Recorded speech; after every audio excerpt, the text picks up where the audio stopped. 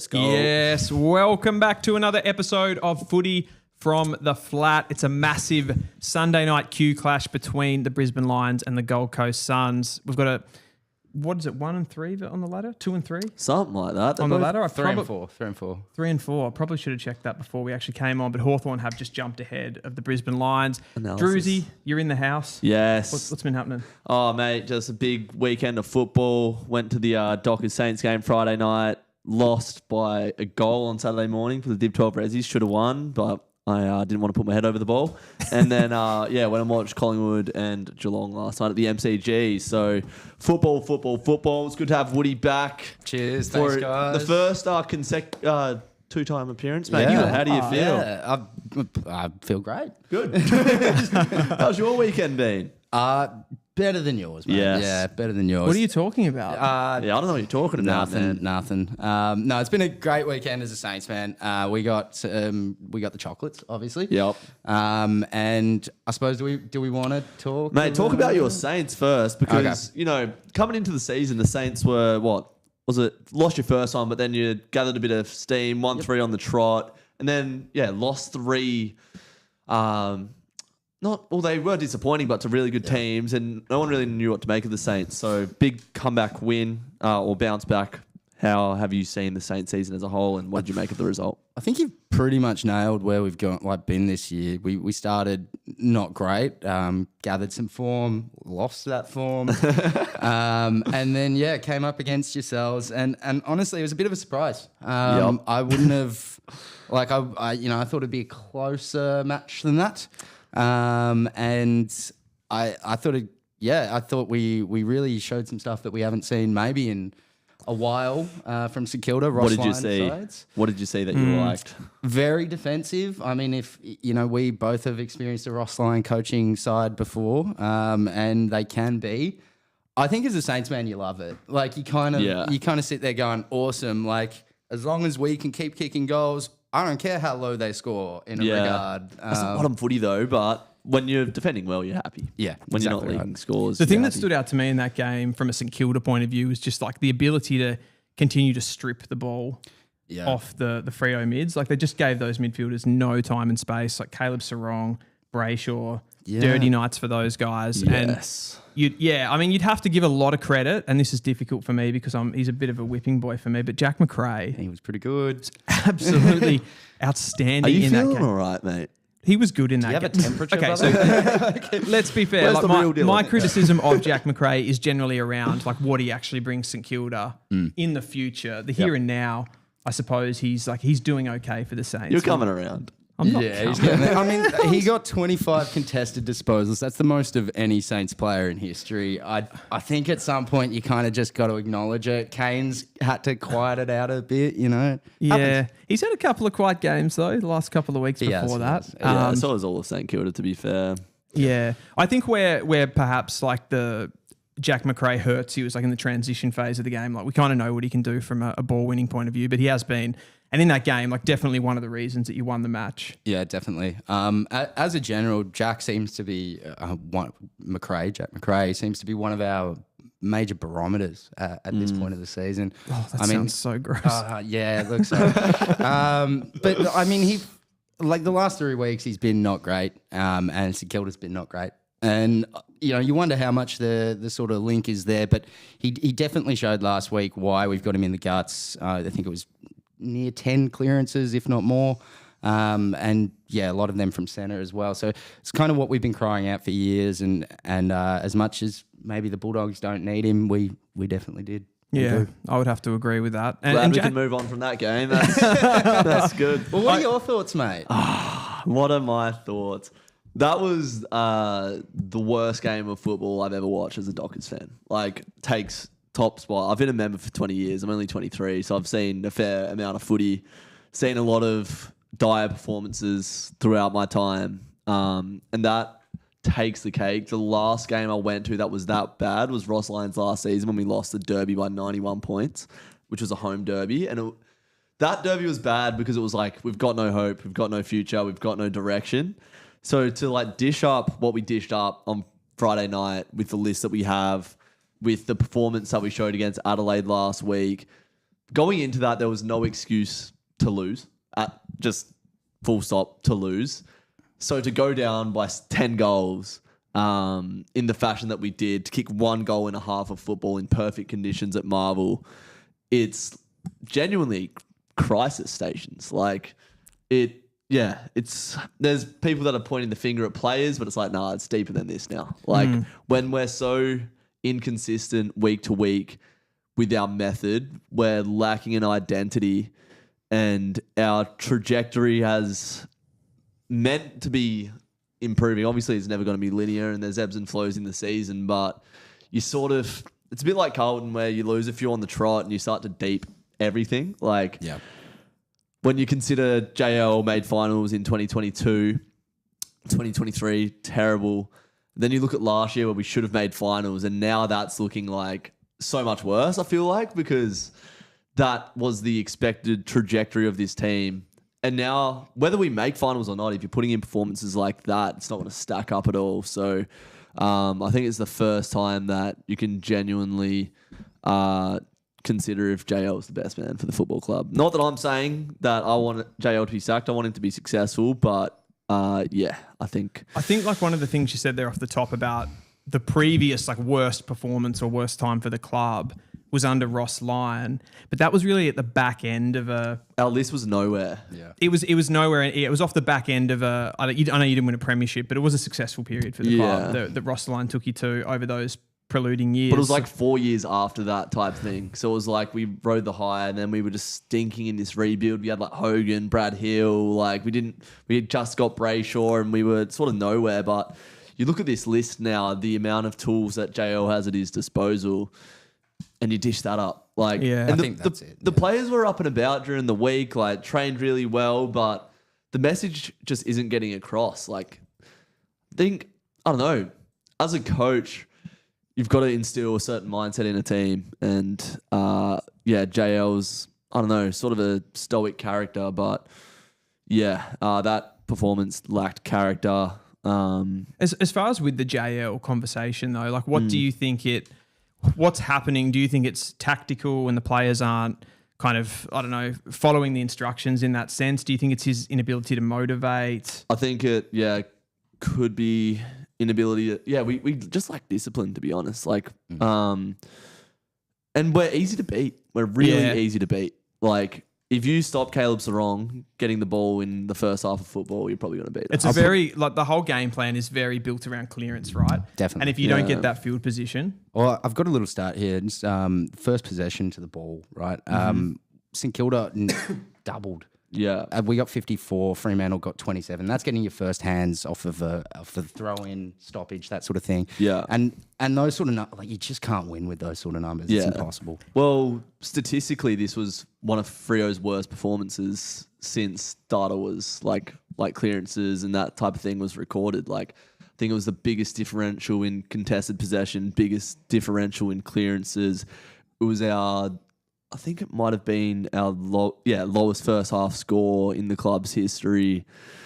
And I think it was our third lowest score ever. So that is the performance you'd expect from someone like West Coast at this stage of where they're at. And when you've seen the promise of what we can show and then we pull that out, it's just completely unacceptable at this stage. Like, we spoke about it round 1 when we lost to Geelong, and it's like, oh, that's a mulligan, like whatever, Geelong's hard. But every single loss we've had this season has been tragic. Like, not one of them you can hang your hat on. And I went to the MCG last night, watched Collingwood and Geelong, and when their backs are against the wall, they lift and they fight. And every time we get asked to dig deep, we fold. So we're still in 9th position on the ladder, 10th position, whatever it is. We're not in the worst spot, but I think it's a lot deeper than that. I don't think we have the character. It's like at the moment, there's a group of teams in the AFL that are all in this purgatory. Yeah. It's like Carlton are another one. Port Adelaide. Yeah, Port Adelaide. They'll have a good win.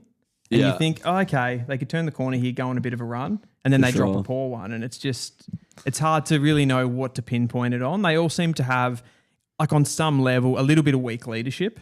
Yeah. Whether that's in the playing group or in the coaching staff, it's hard to pinpoint. It's not as if they're it's not as if they have completely broken systems or they're the arse has fallen out of the club and there's like way too much youth or anything like that. And in a sense, like I feel like Freo, they're a team where they do have that youth to sort of fall back on. Yeah.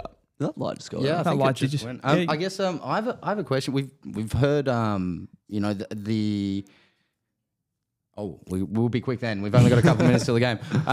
We've heard that that the media is getting a little bit on JL's case. We had a quick chat off air. There's a couple of people available. Horse has put his name into the ring. Would you look at him? I'm not even considering other coaches just yet. Yeah, I don't want to just do that right away. I don't know. I want to see what he's made of, give him to the end of the season and see how it goes. I don't want to just sack him out. Do you put any of it on the list, Bill? Do you think you need players in certain areas? I think we've got everything we need. That's what I was going to sort of allude to. Like, as good as Brayshaw and Sarong are, like, their character gets tested and they fold at times. Like, as much as I fucking love those boys and how much they bust the gut and how much every other team would love to have them on their list. But yeah, like the back end of last year, they weren't good enough when they needed to stand up. Sarong had one of his lowest disposal games in his career the other night. So yeah, it's on the leaders, the leadership of the club on field and off to get this right. For sure. You did mention, like you referenced before, like Geelong, and I think that was, I know Vicar was talking to me about the difference between a team like North Melbourne or West Coast, like one of those bottom teams, and just you watch a team like Geelong or the Pies, and they can just, even if they're not playing good footy, they just seem to be able to hang around, right? They seem to be able to put pressure on the opposition, difficult to play against, 100%. which is what Freo are not at the moment. Just ability to adapt in game and like change. Like when something's not going right, they have a plan B. They can flick a magnet. Like at one point, I think it was the start of the fourth quarter, it was Sean Darcy and Luke Jackson in the middle. And it's like, is that really what's going to fix this? Like we're losing clearances. We're not getting our hands on the ball first. The best season we've had under JL, Will Brodie was the starting inside midfielder. And we haven't seen him in 3 years. So, I don't know.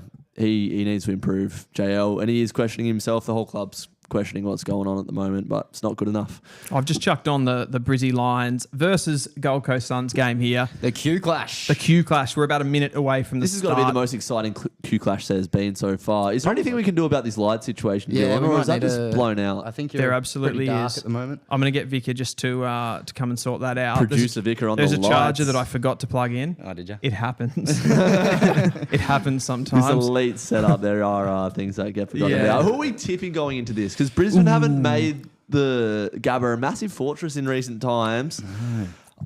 It's a bit of a tough one. We watched Brisbane take on Collingwood a few weeks ago on the stream, and Brisbane let me down. I'm leaning towards Brisbane. Is it fair to say they're struggling, Brisbane, and they're still 6-1? I agree. No, I agree. Because to be honest, I had them coming into the year as one of the clear favourite top fours, and for a while there, you were able to question if there was 4 better sides than them, and I still reckon if you were to go through it, there's a question mark on how deep into that sort of top 4 group they are. So I think tonight will be great because I also think the Suns are in that group as well. When you question their top 4 credentials, are you mostly basing that just on the form that you've seen this year? Yeah, well, they didn't finish top 4 last year. No. And they also haven't quite had the form that you would have expected of a Premier that's looking to go back-to-back, right? So, I mean, we've seen it over the last few years. Premiership teams have dropped out of the 8. I'm not saying Brisbane's looking like they're going to do that, but I do question if they can jump into the top 4. I always question the thing when there's a Premier. There's always something that the AFL does, I feel, to try to cap their dominance. Yep. And for Brisbane, it's been that 15-metre kick. Why do they have to change the rules every time someone gets good at something? It's kind of weird. I'm going to tip Brisbane. I'm going Suns. Suns. Nice. And we are away. Get your comments in. Get your tip in. Isn't this match known as the Pineapple Grapple? Says Cylon. I like that. The Pineapple That's so Grapple. good. I was having a sip then. That nearly got me. What are we thinking about the Gold Coast's halfbacks? All pretty much like they've rejuvenated that halfback area. John Noble, I just saw on screen there. Dan Rioli as well. Yeah. I think Will Powell's having an underrated season as like a little 100%. hybrid. He was phenomenal in that game against Melbourne. Yeah, that gets spoken about. I think the biggest thing with Gold Coast this year is they look like a Damien Hardwick team. Yeah. Yep. Just hate to bring it back to Freo, but we lack character. You can already see the DNA of this Gold Coast team. I was talking about it with Pommy on his live show the other week, and we were talking about North and the fact that we've got Clarkson, who's this like generational coach. But you don't really see people talk about this North ball. Mm-hmm. I don't know what North ball is. Yeah, what it is. What is it? Shit football? Oh, mate. Like I know that sounds harsh, but it's like what actually is it? Yeah. I mean, yeah. Look, to be fair, I think we get a little bit of Ross ball as well, and part of me hopes he finds that defense. To kind of. I think the Ross ball part of it, for me at least as a neutral, is that sort of press. Yeah. The harrying and the stressing of the opposition with the ball. I think's always been a Ross line thing. Yeah, definitely. High intensity footy. And I think one thing with Ross is he's got his style. As much as some might say it's dour, he can always lean back to that shut down the footy sort of situation. I like that footy. I like low scoring footy. I don't mind it. Yeah. I really don't. I'd rather that than a shootout. I reckon once you kind What of do you mean looking you'd at rather one, that than a shootout, bro? I hate high scoring. I like high scoring games often end in blowouts. I'd rather You're a garlic and cheese pizza man rather than like I'm a Godfather. I'm a type- margarita. Yeah. yeah, okay, fair. Yeah. Or ice cream over like cookies and cream type guy. To be fair though, in the 90s and stuff, we'd often see like matches go 120, 140 each, right? And like as much as that was good to see scoring, like you look back at the like skill level of those matches these days, and it's pretty. There's not a lot of defense going on. Nah, like there's not much happening. So I mean, for me, I think this is what the game has, just evolved to. But I also like it. Like in some regard, it's tougher footy. In some regard, yeah, you're not going to hit somebody in the face mid mark or something as much. But I think it's more difficult to play this game than it was 20, 30 years ago. Just to break this up though, like sorry to cut you David off there. Swallow Woody. gets the first off the Q clash. Why is he here? What? Come on, bro. Don't downplay D Swallow. I think we talked about him last time. I honestly forget that he's in the AFL every time I see him. He's Don't hate on D Swallow. He's heart and soul. he's the brother. only in for the Gold Coast Suns in for long. So I guess he's going to be playing as like a. Why is Long out? Yeah. I don't know. Did he get suspended? That sounds like a long thing to Yeah, do. I think maybe he got rubbed out, but yeah, don't. Someone in the comments get us. yeah, on let that. us know Fill that. us in. Is this Euland 32? Yep. Yeah. He's got a younger brother coming in, Dill. Is he top Ezekiel? 5? He's top 5. Yeah, he's looking good. He's an unbelievable player. His brother. 5 draft prospects of 2025. Yeah, right. Number 5, Zeke Euland. Yeah, Who's Zeke Euland? that's Bodie's brother, Oh, younger great. brother, Gold I was Coast more Academy. asking, like what is he good at? But I reckon Well, this ruck no, it's battle just- was really interesting because Brisbane here, I think they've won the opening 2 centre clearances. They've got really interesting stats. the former here. son. Oh, it is too, Sam Day. So clearance differential, the Gold Coast are number 1 in the comp, Brisbane are number 2, but they do it a very different way. So hit outs to advantage, Gold Coast are number 1 in the comp, Brisbane are back at 6 and 12. So McInerney doesn't really give them that ruck dominance, as this one just goes over for a point.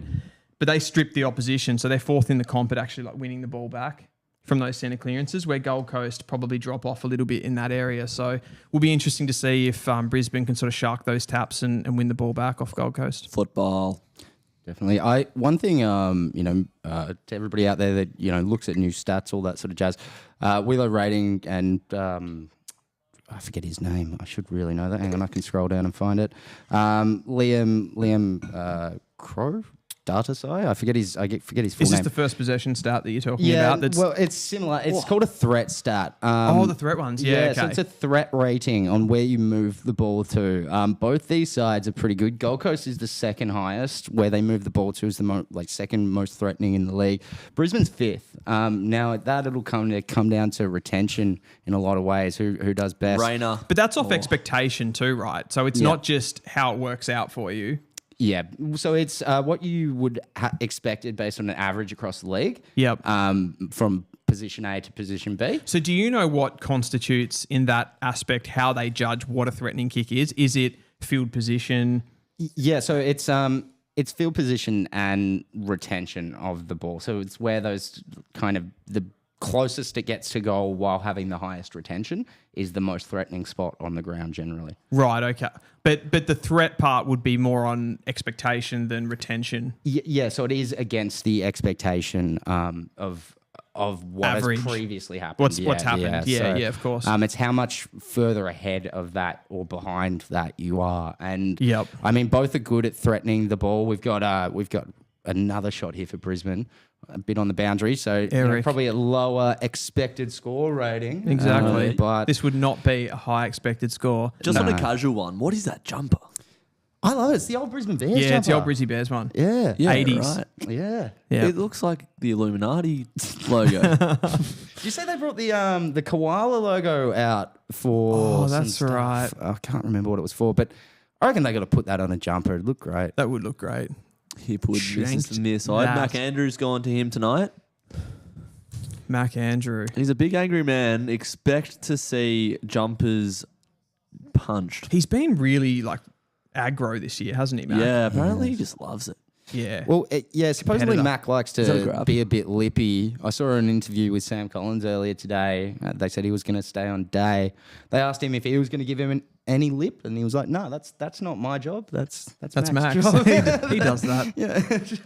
I went and watched Gold Coast and Richmond, that big upset. Is that Gold Coast only loss of the year? Yes. I think so. Ridiculous. Yep. And they bounced back, didn't they, last week? Yeah, they beat Sydney. That's right. I didn't watch that game, but I was listening to it at I work. watched the comeback part. Yeah, it was like a night and day game from what I heard. But Game of two halves. yeah, something like that. Football. They both want to use the ball by hand, weirdly. Pal. Yeah, Mac Andrew was just getting into the Richmond players like from the get-go, just like throwing jumper punches left and right. Just it's what gets him going, to be fair. Yeah. If you need it. Who is that? This player. Yep. This is Who are you? Ainsworth? No, that's not Ainsworth. Who the Lemons? frick? That can't be. Not Lemons. He doesn't exist. I don't think he plays. The anymore. Lemons doesn't exist. What He does that doesn't mean? exist. Surely not. Hang on. Hang on. Look. I'm going to do some investigating same. here. Shout outs to everyone in the chat. Jamar, Mark, Aslan, made in Australia, Nosy. Get in the chat, guys. Get involved in the stream. Come ask us some questions. Let us, feed us some questions. Hugh McClug. That's one of Clunted. Dylan's favourite players, I think. Or was that Pommy that was frothing over him? Oh, is that Buderick? Buttery. Connor Buderick. Probably. Buderick. My thing's going super slow. I'll bring him up. See if I can. Yeah, it was.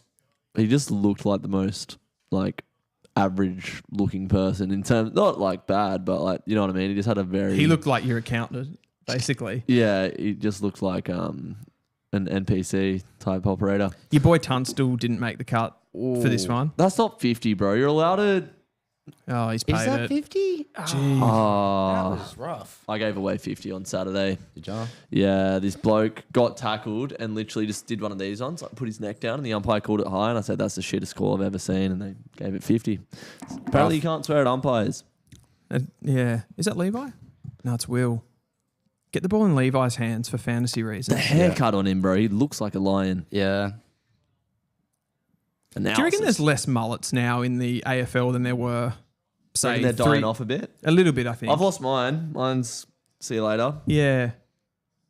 It's been Thanks for many, asking. many years since I've had a mullet. Even like a Bailey Smith, like still running the long hair, but it's more of a long hair than a mullet now. I'd love to see the stats on that. There was one on Reddit, I swear, a while back. There was something numbers. about like mullets. Yeah. I can't remember what it was, but there was one. Like, I know they're a worldwide phenomenon, but I feel like they've lasted. Lasted a lot longer in Australia, surely. Oh, yeah, Yeah. 100%. No, I think mullets are Australian. Oh, maybe some like Mexicans rock them. There's some like Southern American, Yeah, South Americans. American styles. Yeah, even like American deep South. I thought they were 80. Oh, true. Yep. A mullet's an 80s thing. I Yeah. feel like they probably started around. I've never had a mullet. You Maybe really? you should get one, bro. Nah. It's time. No, I don't think so. If you want to see Dylan with a mullet, leave a like on the stream. That's how you get likes. Noah. My boy Noah. Brisbane up in clearances early. Talk to me about who's got a better midfield out of these two teams. We can do the head-to-head of the combination battles, but Rowell, Anderson, Tuke Miller, I suppose, is their probably main starting three versus McCluggage, Neil, and How can you go against Dunkley. Brisbane's? Like, would you say, like, on some level, though, the Gold Coast's is more exciting? yeah. Yeah, definitely. But Brisbane's was probably as exciting on the way up. Oh, maybe Yes, not. yeah, Maybe when the not. players were in their prime, you mean? Rowell and Anderson have always been very exciting. Yeah. Yeah, see, I don't know if Hugh McCluggage has ever really been super damaging, like more so than your top level sort of midfielders. I think he's been Likewise good with this year. Dunkley. I do agree with you in past seasons, but I think he has gone to another level. Sam McCluggage isn't damaging. He is this year. I don't know if he's been to the very sort of top level. I just brought that up because he just bursted out of a stoppage and nearly played someone I mean, I saw that too. I had to. I think this is the myself. first year. I would say this is the first year that he's like properly gone inside. I agree. He's been on the wing a lot. Yeah. like previously. Yeah. I want to see a big game from Jed Walter. I feel like it's been a while since he just, I don't know, went a bit berserk. Or am I tripping? Oh, I mean, he's very young. Yeah. Talking about players that are like, what the hell are they doing out there? Nick Coleman? Yeah. Hello? Existing. He is just there to exist. Made in Australia said, Suns are tackling well. Matt Rowell is someone that I would not want to be on the receiving end of a tackle from. He tackles for days, that boy. He's like a bovine. Eats a lot of grass. Tackles what? a lot. Bovine, like a bovine? cow, like one of the big cows. You know? I didn't know species There's of your boy cows. Holman My actually apologies. laying a big tackle. To be fair, like I probably should have said cow. So what are you saying, guys? What are you saying? McCluggage, Neil, Dunkley, we'll add Washcroft in as a fourth versus Washcroft. Tuke Miller, Anderson, Rowell, and Flanders, we'll say. Yeah, I mean Who you taking? Gold Coast for me. I think. You know what? I'd take Gold Coasts from the as a future point of view, but I just think that Brisbane midfield works so You well. just know exactly what you get with the Brisbane players, I feel like. It's just is a well-oiled Neil- machine. Can I throw a quote? Like, well, not If a you're quote. about to say Lachie Neal's overrated, I'm No, leaving. I'm not. I'm about to say the absolute. Has there ever been a better ball handler in the competition than Lachie Neal? Like just clean hands. Like take anything else away. Just clean hands. Yeah, he doesn't mince his... I can His think touches, does of he? an old player once, Anthony Koutafidis. Okay, I did see late Kuda. Could But I have just can't- had that one hand pick up straight out to somebody. It's so hard to More just with stop Neil, him. I think like just inside efficiency, like the amount of times per game that he is going to farm that ball out. He reminds me of like a NFL receiver Yeah. with the just like Just his- like the- a vice grip when just the ball's in his hands. just vice grips and just tight little sharp handballs. Yeah. that just get guys into space. I get what you're saying. I suppose you'd chuck players like Scott Pendlebury into that, but still, he's not as like... Scott Pendlebury's got better movement and things outside the stoppage. but just like genuine, like, I don't know. Yeah, sleight of hand, I suppose. Yeah. Interesting. One of the best the game has ever seen. I rate it. People would say players like Greg Williams, Yep. I guess, in the 90s. Like I didn't see enough of him. Yeah. Yeah. I remember Kuda, but not Greg Williams. Oh, I saw heaps of Greg Williams. Gregos. I was like, really? I thought you were being serious then. Like you went and watched his tapes. I mean, I've seen a couple of his tapes, to be fair. He is a freak, but nowhere near enough to I feel like every make a time you watch judgment. Greg Williams highlights, it's just him like coming out of the Handballing? stoppage and Yeah. handballing. Yeah, it's like, yeah. wow, he was such a great player. It's like, I'm sure he was. He won a Brownlow, Dylan's favourite award. Yep, my favourite award. If Greg Williams played today, I'd be like, what is he doing in the AFL? Yeah. Yeah, there's elements of older players that Yeah. are still superstar, but like other elements that are barely AFL. I these hope days. Greg Williams isn't in the chat, but if there's any, He there's would any be. older people at home that watch Greg Williams, give us a Yeah, let us know breakdown. what we're getting right or wrong. Speaking of, Tuke Miller, he's just dropped the ball over the line. Speaking of like greats, right? When you go to the footy and you watch players and they stick out to you like a sore thumb with how good they are. I saw that last night with Bailey Smith. The bloke just does not stop running. You can't tag him because of his running ability, his ball use, his ability to go up gears. Yeah, he's in all Australian form, Bailey Smith. The thing is too, it's like that first couple of steps, there's a lot of power behind the running as well. I think there was the contest late in the game where he sort of just exploded from stoppage. He got the clearance. Then he ran inside forward 50, got the ball again. And Degoe, who was his direct opponent from the stoppage, like barely got out of the square. Yeah.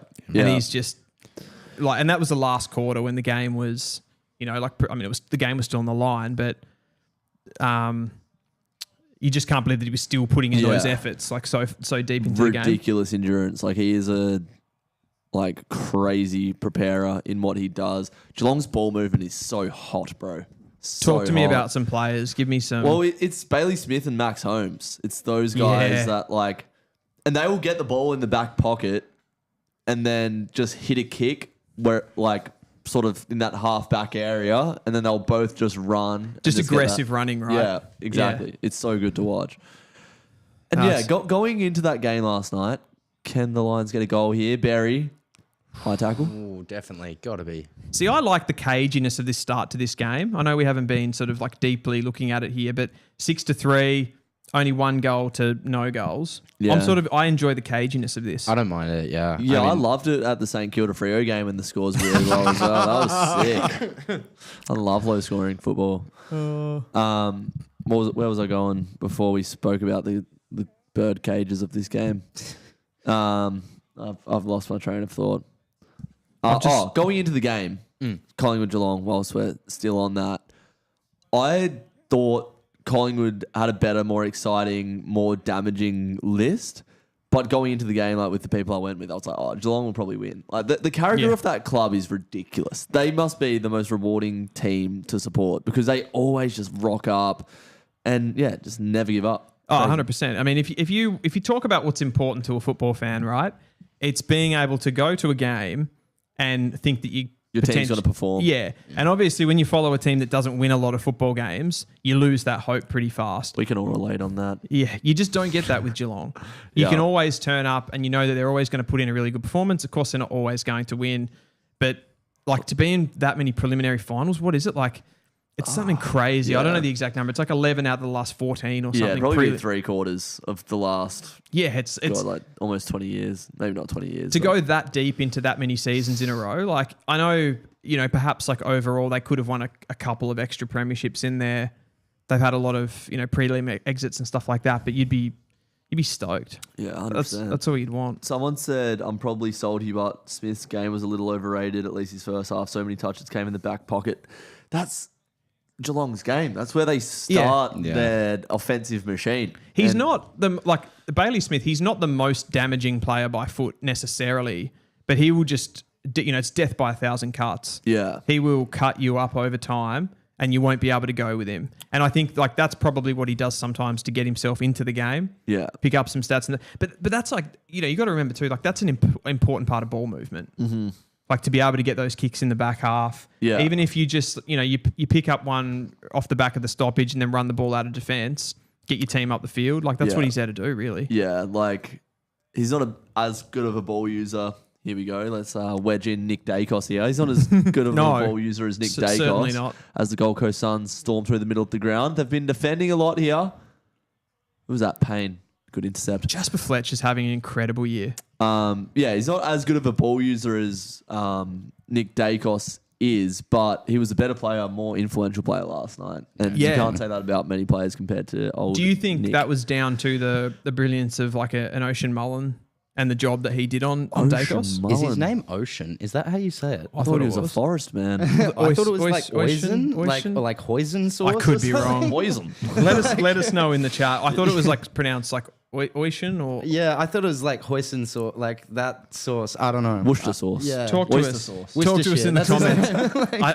I get pronunciation of names wrong quite a lot. Me too, bro. It is pissing rain. To go back to that comment, they said a lot of movement from sort of D50, and they're right. We had Geelong with less movement slightly from change to score in total. But when you look at D50 to forward 50, they had an extra 11.2%. Yep. And when you actually look D50 to scoring, it was 3.3% to 9.3% as well. Yeah. So I mean, it's hard to overcome that when the movement's so much better from one end to the ground to the other. Yeah, because I imagine if you bring up the stats for clearances and stuff like that and time in forward half, it's all Collingwood, right? Yeah, I can have a look. Give me a sec. So they pretty much, I feel like they dominated the position on the ground. Yeah, and they were able to, honestly, watching that game, Collingwood were the better team, But that's what you get with Geelong when you stay in the game, and you can get those lethal attacks going from the D50. Like it's so powerful. I think like with their age comes the knowledge and experience to take the right passes and do the right things. They're not always going to outrun their player. They're not always going to be able to lay a harder tackle than their opponent. But I think that knowledge basis gives them that edge that a lot of teams just can't have.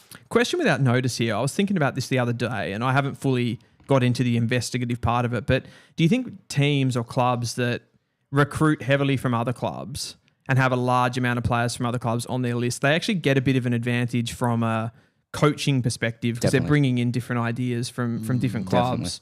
If you look at St Kilda's stoppage work, and I should shout out whoever said this first, I can't remember who it was, but they basically identified that we're running the same and I don't know how much I should say about this, but St Kilda's running the same midfield structures as 2016 Dogs, like bang on the exact same structures. Yeah, right. And that comes down to Jack McRae joining our midfield. Like that just wouldn't Are we happen. talking from stoppages here?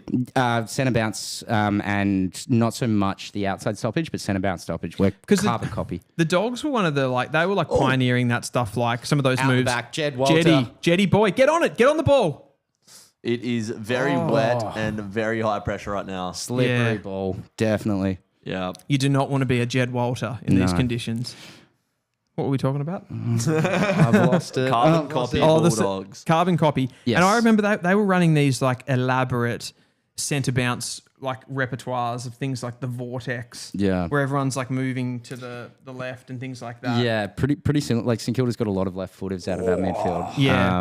And yeah, it's similar aspects. We don't use every play as often, but a lot of our structure is set up almost identical to 2016 Dogs. Interesting. So how's that going with like the ruck work? Because I feel like the ruck stuff has changed considerably since that period. You don't get as many sort of clean hit outs to advantages these days. Thankfully, Stefan Martin was never great at clean hit outs to advantage, so it wasn't a huge part of their structure back then. It's not a huge part of ours. Flanders. It really comes down to St Kilda needing a little bit of extra on like first hands is the technical stat term. But it's once that ball comes to ground in a stoppage, you've got your first opportunity to get your hands on it. St Kilda runs their ruck as almost being an addition to their midfield in that regard. You're gonna see first hands from Rowan Marshall at a significantly higher level than vast majority of ruckmans. And you guys in the past before McRae, you didn't really have that ground ball mule. Yeah, at exactly. stoppages. The midfield didn't have that guy to get it. Steele was always a physical presence at stoppage, I feel, like hard ball. But you probably didn't have the loose ball guy like what McRae can do. Bang on. McRae really feeds it out. He does. What's that thing that Ross said in the press conference? The getters get or something. Like it was some like He's cryptic. got some great one-liners, He mate. loves it, bro. He absolutely loves it. He said something great. It was like, Paul Roos always says that common sense is commonly uncommon. I remember that one. Yeah. And like, I love Ross. He's got the best saying. You love him until it just gets too much. To be honest, we never experienced that as Secure. He just left. Yeah, true. Flanders just laid a pretty big hit on Washcroft. Is it weeks worth? No, I reckon that was pretty I fair. don't think- It was yes. borderline. It could be though, just given that it was head high. Is it raining? It is. It is belting it down. Okay, I couldn't tell if that was just like high humidity or not. It probably would be high humidity. Yeah, as well, that's a good point. Oh, Took. Oh. Look at that ball is a bar of soap, and I wouldn't want to bend over to pick it up either. Bailey Humphrey. God, that was clean. Give it to Witz the Ruckman. Oh, that's a Bang goal. on the left. No. That Darcy Cameron goal last night, that little like left Oh, footed the check pitching side, wedge thing, yeah. That was crazy. Yeah, that was good. What What did you reckon of the goal review? I thought that was a goal. Oh, was that when I was it Darcy thought that was a Cameron? No, Blitzarves touched it. Or Blixarves touched Lockie. Who kicked it? Yeah, Lockie Lockie. Sullivan. No. Frio guy. Lockie Schultz. Lockie Schultz. That's Yeah. Yeah. I thought it was a goal from my eye test. I was at the other end of the ground. I hated that chase down tackle not being called holding the ball because Really? it probably was fair because he like comes down, but the stadium just popped when that happened. And sometimes, It killed the. yeah, you just gotta allow it. Was it like definitely just a trip? That's a sling tackle. I was a bit more watching at home, obviously not with the atmosphere. I do know sometimes when you're at the stadium, you want those things to happen. But from like it just looked like a leg. Yeah. He pretty much lassoed the tackled him at the basically from the hips. knees, right? Yeah. I don't mind if it slips a little bit, but I feel like that had to start up around his hips. Yeah. And it started more like just above the knee and then ankled him. Like he had no way of staying upright. This game is very tight contested. Brisbane had most of the field position for the first sort of 15 minutes of the quarter, but couldn't convert. Had some chances from set shots, but Gold Coast will be pretty happy to be in this. I mean, Dylan, we were talking about the fact we liked low-scoring footy before this quarter started. This is fantastic. This is such a great match. You've laid your bed, boys. What is it? Made your bed, now lie in it? Something Yeah. like that. I don't mind a stoppage. I'm not going to lie. Like I don't mind a stoppage. Yeah. You don't mind it? I don't mind. Like, I think this is good footy. Like, in a lot of Yeah. ways, you do want to see just boys flying at each other, trying to get the tackle. Sam Day's Yeah. been subbed. I reckon mean- if you think about... Has he really? Yep. That's Is it that's injury? tactical. It's got to be injury. No, I reckon it's tactical. No way do This- they it's sub. first quarter. No, yeah, I reckon it's injury. It's got to be injury. Right. They Rain. don't go, it's raining, you're off. They would have known that coming into the game. Yeah, you would have think. You would have just make a random change before the match. What did You he just- do? Hang on. Look you. No, it does say injured. Does? Yeah, you're right.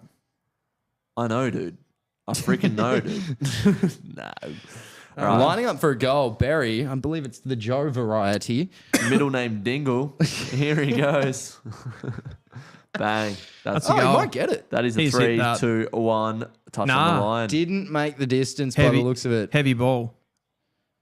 Oh, here we go. Oh, is there a free? No. What? What? Did he cross the line or something? I don't He know. must have said that's the shittest decision I've ever seen to the Oh, umpire. I hate these ones. Usually how I give away 50s. God, that is a coach killer. Yeah. What do you do? Must have come across his mark. I feel like the mark had to be overstepped. Yeah. There's no real other Or way. moved on the mark. Yeah. What do we think of that first quarter, boys? Wet, slippery, high pressure, football. Yeah, sloppy. I think you're not going to see clean movement in these sort of games, but you'd like to see a little bit more like playing off to the advantage of your teammates, letting them run on. So I think they're going too direct to each other at the moment. You just got to play the ball. I thought Witts would be having more of an impact. He's winning the hitouts 12-10, but centre clearances at the moment 2-0, and Brisbane up 10-7 in the overall clearances. So a bit of early dominance. The Suns haven't got an ace in it. I suppose that hasn't really gone to the centre much, but yeah, they're not looking great around the ball. No. I'm just going to bring up some of the players. Was that the and- Suns? Yeah. Yeah. Like, I haven't noticed that much of Noah Anderson. I know he's had a lot of the ball. It's one of my favourites. He has had 11 touches in this game so far, but I would say it's mostly been on the outside. Isn't that crazy? Like, I haven't noticed Noah Anderson. He's a leading possession getter on the ground. He looked to be a gas there. I don't know if he I've played. noticed both the Ashcroft boys though, so Yeah. Yep. So here's a statistic for you. Noah Anderson and Matt Rao have 1 clearance between them. well, that's their bread and butter. So if they're not doing that, What are they doing? We're watching Bang on. St Kilda versus Freo 2.0 here. exactly. Hello from France. Good day, Jegs. That's how you say his name. Yeah. How are the Salut mon croissants? ami. Did someone actually say hello from France? Yep. Yeah. That is His incredible. name's Jegs. Loving it. What else we got in the comments, Drews? They were discussing the holding the ball call. Paid as a trip, whatever. But when an almost identical tackle gets called holding the ball in the Hawks game, then it becomes it's just consistency, isn't it? Dangerfield was clearly the best on the field. Pendlebury second. Yeah. We actually should talk about this game. Dangerfield's season is incredible. All Australian. Yes. Yeah. Like comfortably at the moment. Like whether that continues consistently will be another thing. But the way that he is attacking the ball, it's like when you go back to primary school and there's just a guy that is way bigger and way stronger than Hit everyone puberty else. way earlier than everyone else did. Yep. And they're Yep. just taking the piss. Yeah. That is what Dangerfield is doing at the moment. He wins every single ball inside forward 50, those important forward 50 contests. He's good in the air. He's good at ground level. Yeah. He's just an absolute freak. And I think he's playing better football now than he was with the positional switch and everything. Contextually, he's playing better football now than he ever has. So they're swinging him into the midfield at times when they need him as well. But yeah, when he's getting the ball at ground level, he's just like using his big body to just like run through tackles. And yeah, I just really hope he can do it all season because you see players like him that are doing it at such a high level week to week, and I don't want to curse here, and I'm going to go ahead and curse it, but players like this can get injured when they're just operating at such a high level and you sort of don't expect them to, like, or not expect them to, but they're like, man, they've really gone up a gear and they're playing it so hard. Like Sam Draper was like career best form. I mean, Fife would be a big one for you too, wouldn't it? Yeah. Particularly those types like Dangerfield that are they have that explosivity. Older, had the history. Yeah. The thing that I would say is that they have managed him quite well over the last couple of seasons. Like he's played a lot less games than other players through his 30s, probably partly because of injury and trying to get him back to games. But the fact that he's playing forward, it probably just takes a bit of that running out of his game, that endurance running that he has to do as a midfielder, and supports him a bit. Yeah. I mean, it's a threatening thing for him at that age, right? Like if he runs too much, like hamstring comes off, he's one of their top sort of 5 or so players still. He's there right now. He's playing the best football. Still you wouldn't. I mean, you talk about a player like Holmes, but yeah, he's playing the best footy. Yeah, exactly. Who's at 50? Humphrey ripping up the grass.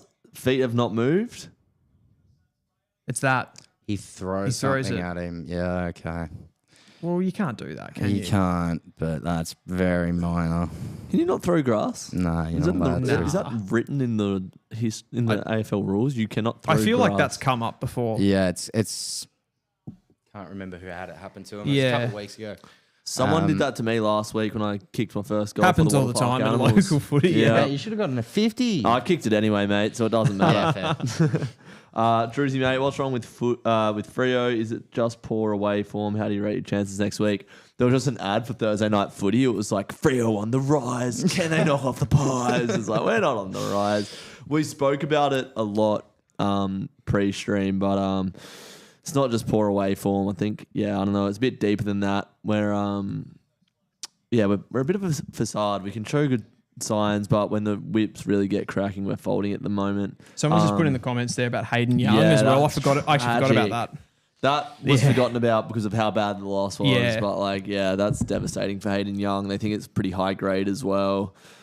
They might have to send him off overseas to see a specialist, I reckon. Wow. We've done that with Heath Chapman, Sean Darcy, a few players that just get recurring. The facility in Qatar. Yes. They go there and they just, I don't know, put an iron rod in them and they're all good. Or I don't know what the fuck goes on over there. But bit of calf's blood. They got to sort this man out because he was the only player that looked like doing anything in that game, and then he goes off and you know what happened next. Back to midfielders up forward. Jordan Dawson had a good stint there this week, not for his explosiveness or movement. He just marks so much taller than he really is. It's a really good point about Jordan Dawson. He accumulates the footy, so he gets a lot of the ball from that perspective, but I notice him I play AFL fantasy, and you can't take him out of the game because of his marking. Yeah. He takes 3-4 contested marks a game playing as a midfielder. It's incredible. Gold Coast get to work from the centre bounce there. A bit like the Sydney game last week, even though Rouse just turned it over. But Rouse a shocking kick. They were getting dominated in clearances in the first half. They were, yeah. And then they just swing it around. Characters shown by Gold Coast. Wish I could say the same thing about the Dockers. I'm having a bit of a trouble here. Levi Ashcroft on my fantasy bench. I know I don't talk about fantasy often, but I have entered the top 1,000 in fantasy this week. So it's on my mind at the moment. Levi Ashcroft is dominating fantasy. He's got 47 points, 53 after that, plus 6 there. And it's killing me because he's on my bench. I'm not getting the points and other people I are. sold him this week for Cherry. What do you reckon that was not all right idea? He back in form? Cherry. I think Cherry's back and a good matchup against Goldstein. Yeah, it was good. It was worth it. I think he got 140 or something. Back to you, Druzy. I got nothing. He's had 10 touches. Has Levi Ashcroft? Yeah. Just so many numbers around the ball, man. Lots of people traded Ashcroft. Glad I kept him, says Rogue there's people Riot. that play in the comments. Rogue Riot. Seems like he loves it. Yeah, right. I got Ashcroft on my Supercoach bench. Yeah, I couldn't fit him on this week. I played Garcia, which I was pretty happy with, but Levi could hurt me here. Can accumulate the footy. Glad I didn't trade, though. Here's Took. They're off. They're kind of struggling a bit with the money ball, though, aren't they? I guess the conditions. Payne's having a solid game down back. Oh, here he is again. Clean from... Do you call him Lashcroft? Is it Lashcroft and Washcroft? Yeah, we'll go with that. I haven't heard that one before. I like it, though. Wash. How is your ball use, you? Mac. Good spoil. We do love a big Mac around here. Joel Jeffrey. Yep. Oh, what has he done? Terrible. What have you done, Joel Charlie Jeffrey? Cameron. Did he get his first goal of the year? He's played Charlie Is that his Cameron first goal of the year? It's like 6 or 7 weeks or something. Yeah. Remember we were talking about that early on in the year? against Collingwood in the stream. Was it against Collingwood? There Yep. you go. I Yeah, think that's the only other game we've done at Brisbane. truly. Um, There's Country Road as well. Yeah, they've been wanting to sing that. Beautiful. What was Joel Jeffrey thinking there? He could have just taken that over the line, forced another stoppage. Watch this. Watch this. Why are you keeping that in? Oh, I don't hate it. Even then, I hate that. That's Go towards the goal line. So if your opponent gets near you, you can just step over, reset the whole field. the problem with that was though, like the kick was never going. Like he did a basically, I'm booting this, I'm clearing it, right? Missed it. You've either got to chain up by hands or get that ball back over the line previously. I don't know. Cop the stoppage there. Bit of player versus player time. Matt Yep. Rowell or Josh Dunkley, who are you taking? Matt Rowell, Josh Dunkley. Gee, I reckon that's such a tough one. I'm taking Matt Rowell. I think I'm taking Rowley as well. Is that recency bias? It is. He is going to be a freak for the next 15 years. The thing I bias. think about Rowell is Rowell's got a lot of assistance. Like he's got Took, who doesn't need to do as much anymore. He's got Noah Anderson, that sort of stuff. But there was a solid period there when Rowell first came in, and he's copped some injuries and whatnot since. He looked out and out the best midfielder in their midfield. And Rowell. yeah, at the very start of his career, those first couple of games, yeah. he looked much better than the rest of them. He's never been able to kick though, right? So he is like essentially Matt Rowell. I think the thing that surprised me, Cameron. Two in a minute. Damn. Joel Jeffrey has just single-handedly played him back into form. Yep. That is on you, Joel Jeffrey. The thing is with Matt Rowell, he's a bit more explosive now. So he can really get out of the stoppage and break away fast. And I don't think he had that before. That's gears. He's added gears. He's added gears. That's a good way to put it, actually, Druzy. Yeah. So, and he's got that, like his ability to win the ball in at stoppages. There's probably not many players better in the competition. So I think he does that better than Dunkley. I guess with Dunkley, the only thing that you might consider taking is like the overhead ability. Like Dunkley has been known to push forward, be a problem there as well. Would you take that over that sort of animal nature of Rowell stoppages? The animal. I wouldn't. You take the animal? I'd take the animal. I think there's been a lot of there's ways to discuss how you think footy's meant to work and whatnot. Some people think holding possession is really important. Some people think just taking ground is. But I mean, if you're looking at somebody that does both, there's not much better than Matty Rowell. I don't think Dunkley does. Bro, that to the Country same level. Road is whipping the Lions through here. That song has just got the crowd in voice. The atmosphere is bubbling. It's got him away. going. Have we got a would you rather Charlie Cameron here? There's not one on here. Would you rather Charlie Cameron or Ben Long, who's not playing tonight? Cameron. I'm going to say Ben Long. Right now, I'd take Ben Long. Right now, even? Yeah, 2025, I'm taking Ben Long. Yeah, I agree. I think Ben Long offers a lot more defensively. I think he offers pretty much the same offensively, and I just can't. I wouldn't take the potential minor increase offensively for how much you get out of game defense. is a bit more. I feel like if I'm well-rounded. if I'm a small defender, I'm much more worried playing on Charlie Cameron than I am playing on Ben Long, though. I know statistics from 2025 might not back that up, but I don't know. Ben Long hurts you in more ways. The thing is, Ben Long will run through, and you no longer have an opponent on Ben. didn't you guys trade him for nothing? Yeah, I hated it. I really hated it. He was on track to be our best forward, small forward, and then we just got rid of him for nothing. I couldn't believe it. Saints ball. Couldn't believe. Yeah, Saints exactly. balls. Yeah. We've got Anyway, a great question in the chat here. You get to pick a goal for the song. A song for the goal. What are you picking? I didn't say that properly, but you get what I'm saying. Yeah. What's the strat? Do you go a song you love or a classic to get the crowd You involved? have to go for it. Yeah, you have to be tactical. Yeah. I'm gonna need like more time. I'd get Voodoo People. Pendulum remix by the Prodigy. Oh, nice. That's a really good one. Yeah. Yeah, that'd be I used to be mine. a massive Pendulum fan. Yeah. Oh. Just get the It atmosphere needs to going. be high energy. Yeah. Yeah. Didn't Joe Danaher have like Let It Go, like Frozen? Yeah, he did. That yeah. is terrible. That's horrendous. Yeah, you don't do that. All right, 3, 2, 1. For some reason, I'm thinking like Panic at the Disco. How does that go? What are we thinking? That's a group. Yeah, they're like. You're showing your age now. Yeah, I don't know This why. is my areas. This is like Come Dill. back to me. All right, come. Yep. All right. Dill's gonna say some like Bring Me the Horizon or some like metal shit. No, I wouldn't go. I'd go tactical for the crowd. I'd go something like I like your Pendulum shout. Who's the Sweet Caroline. they're not Pendulum, but they're like kind of similar. Actually, you know what I'd go? I'd go like Beastie Boys. Oh, that's such a good shit. I've got to come up with. You're talking something Chinese good to me. now. Oh my I'm God. talking Chinese to you. Yeah. You don't know the Beastie Boys? Fight for your right to party. Oh you gotta my- fight. bro. Dude, Okay. For your right. Yeah. to party. Yeah, that was great. Yeah, I mean, I That know was the great. song, but like, you know. Yeah, but actually, I'm going that. I'm going Beastie Boys. That's a great tune. yeah. Oh, Come on, mate. I'm thinking Black Eyed Peas. I don't know why. Like, let's get it started. Something like that. I don't hate that. Like, I don't know. Is that like, too cheesy though? It's very Let's get cheesy. Like it I'm started. trying to think of cheesy and upbeat, and it's Yeah, it's yeah. hard. Like What Black Eyed Peas song other than that? Like, could I you liked go Panic at the Disco though. with? they've got some interesting ones. Yeah. Like that's why like they've got some really like crowd sort of like if you get the right crowd, they'll Yeah. scream some emo stuff, and it's Yeah, pretty yeah. entertaining. Fall Out Boy.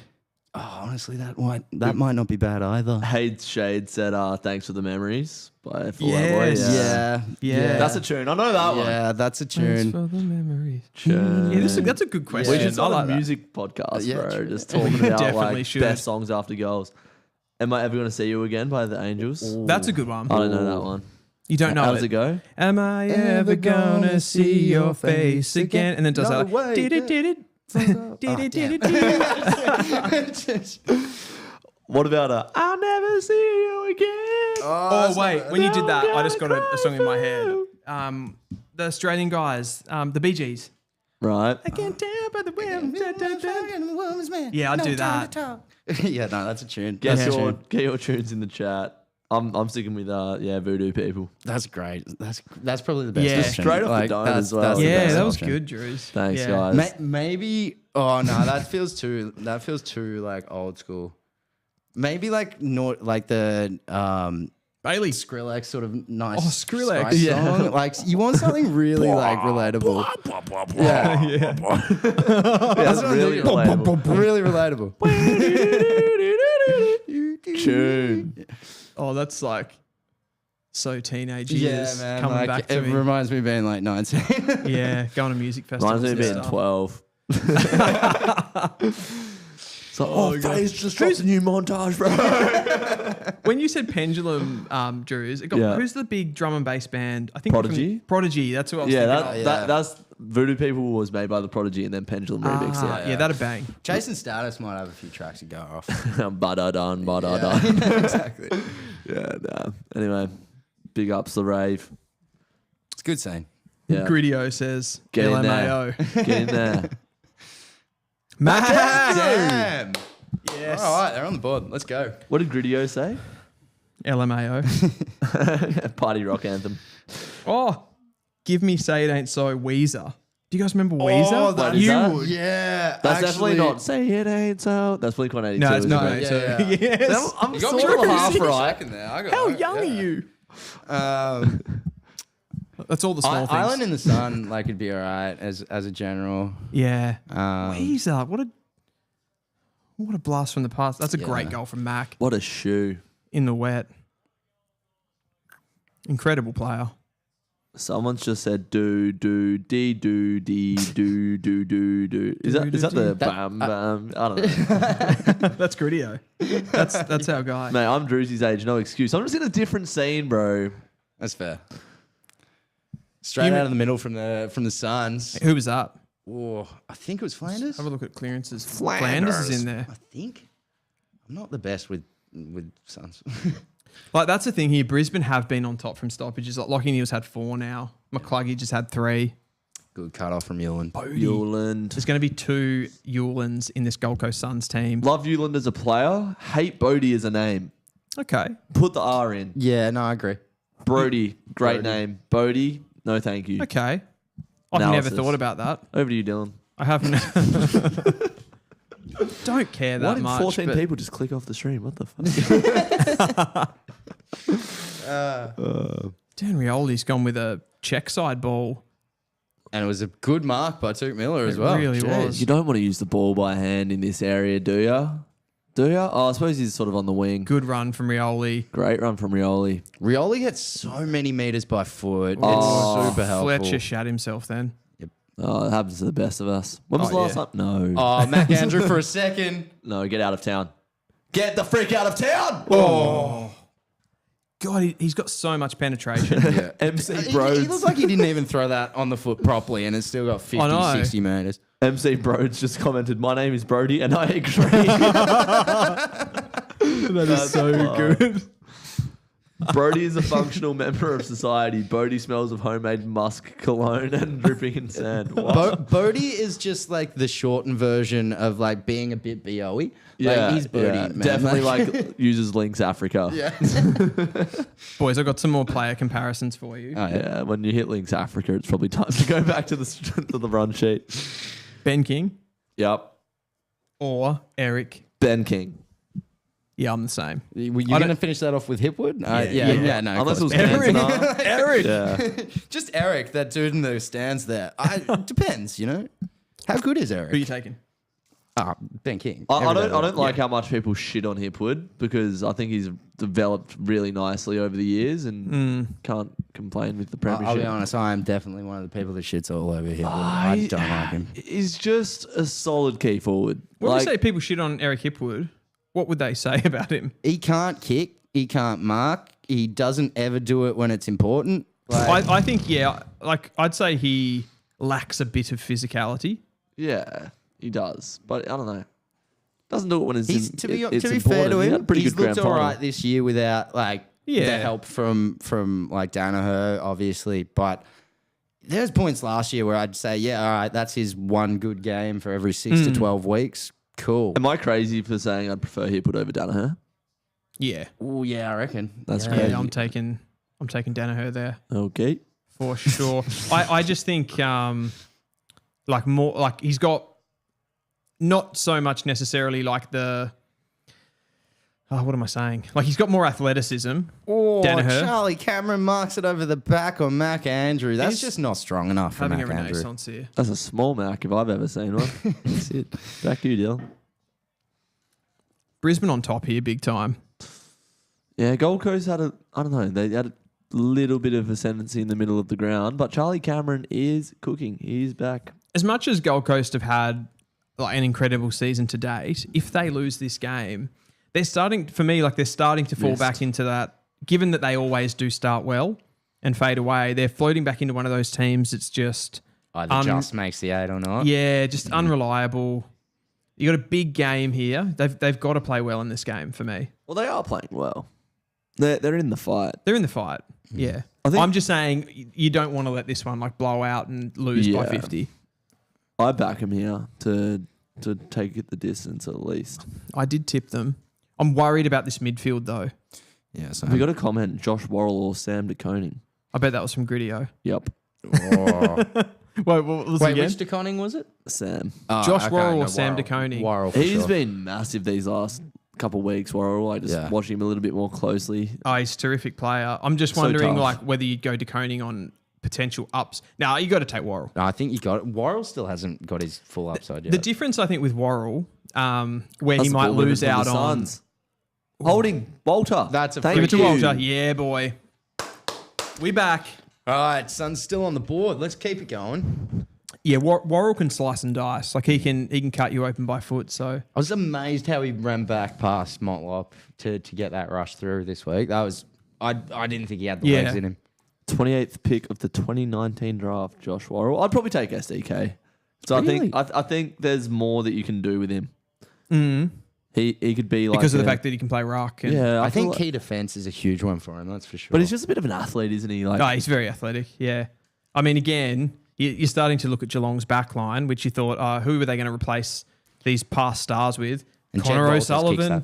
Connor O'Sullivan, bro. My God, that's just like he's a freak. he's going to be next Mark. Yeah. You talked about Holmes and Smith's running. Yeah. What about this guy? Who? Connor O'Sullivan. Oh yeah, yeah. He'll get there. He had a couple mistakes last night, but young player, so much upside. Yeah, great runner, great athlete, great size, can defend tall or small, and just looks like he's played 200 games for Geelong already. I agree. There was that like Brody Mychek. There's that name again, isn't it? Brody. Yeah, you wouldn't rate him as much of a player if his name was Bodie Mychek. would you? No, not at all. It wouldn't be right. I do agree with you, but he took that mark in the goal square just before the crisp opportunity. Yeah. I think that was Connor O'Sullivan on him there. Probably needed to get that ball to ground, but Brody Mychek's an incredible forward. Yeah. So underrated. And people Yeah. look at that Collingwood forward line, they're like, oh, is it good enough? It's like, shut up. He was the key forward when they won the flag. Yeah. He's never played a game where you'd go, oh, God, Brody Mychek was shit tonight. And then all their small forwards are the best that you can get. That's even though what I mean about these teams when I talked about, God, Will Powell just looks good on the ball. Sorry. Commentator's curse. Yep. Sam Collins. Oh, that is a hospital. It's wet. Speaking of Holy prodigy, Levi. take me to the hospital with that handball. What was I saying? I feel like I had a thing there. You had a point. Oh, you're talking about the ball use of the bloke that turned it over. Oh, no. I was talking about Mychek as another one of those examples. You know, when I asked the question off the top about trading players from different clubs and then bringing, I guess, like a bit of a knowledge base to your club so that you can kind of like bring, the more different backgrounds you get into your club. I think like he's a good example of that. Not that he played from a different AFL club, but he got drafted when he was like 23, 24. Yeah. An older player was playing like VFL and stuff like that. So just a different Perspective. Yeah, exactly. Oh, the eel. Here he is. I was listening to Jamal Dillon's podcast. They had Hayden Ballantyne on, and he said that sort of fueled him during his career because he had to stay out of the system a little bit longer, and it made him hungrier. So when he got to the AFL, he knew how much it meant to be there and how hard you had to work for your spot. And I think Brody Mychek's a great example of that. For sure. They've just got that extra bit of competitiveness because they know that it's how hard it was for them to get there. Like they would have, these guys that get drafted from 18, as much as it's obviously, incredible to be able to get drafted at the AFL, you don't really experience that toughness of life to have a job and go to VFL training or whatever it is for a number of years. So Yeah, Murphy Reed's never going to have to go on a construction site, is he? no.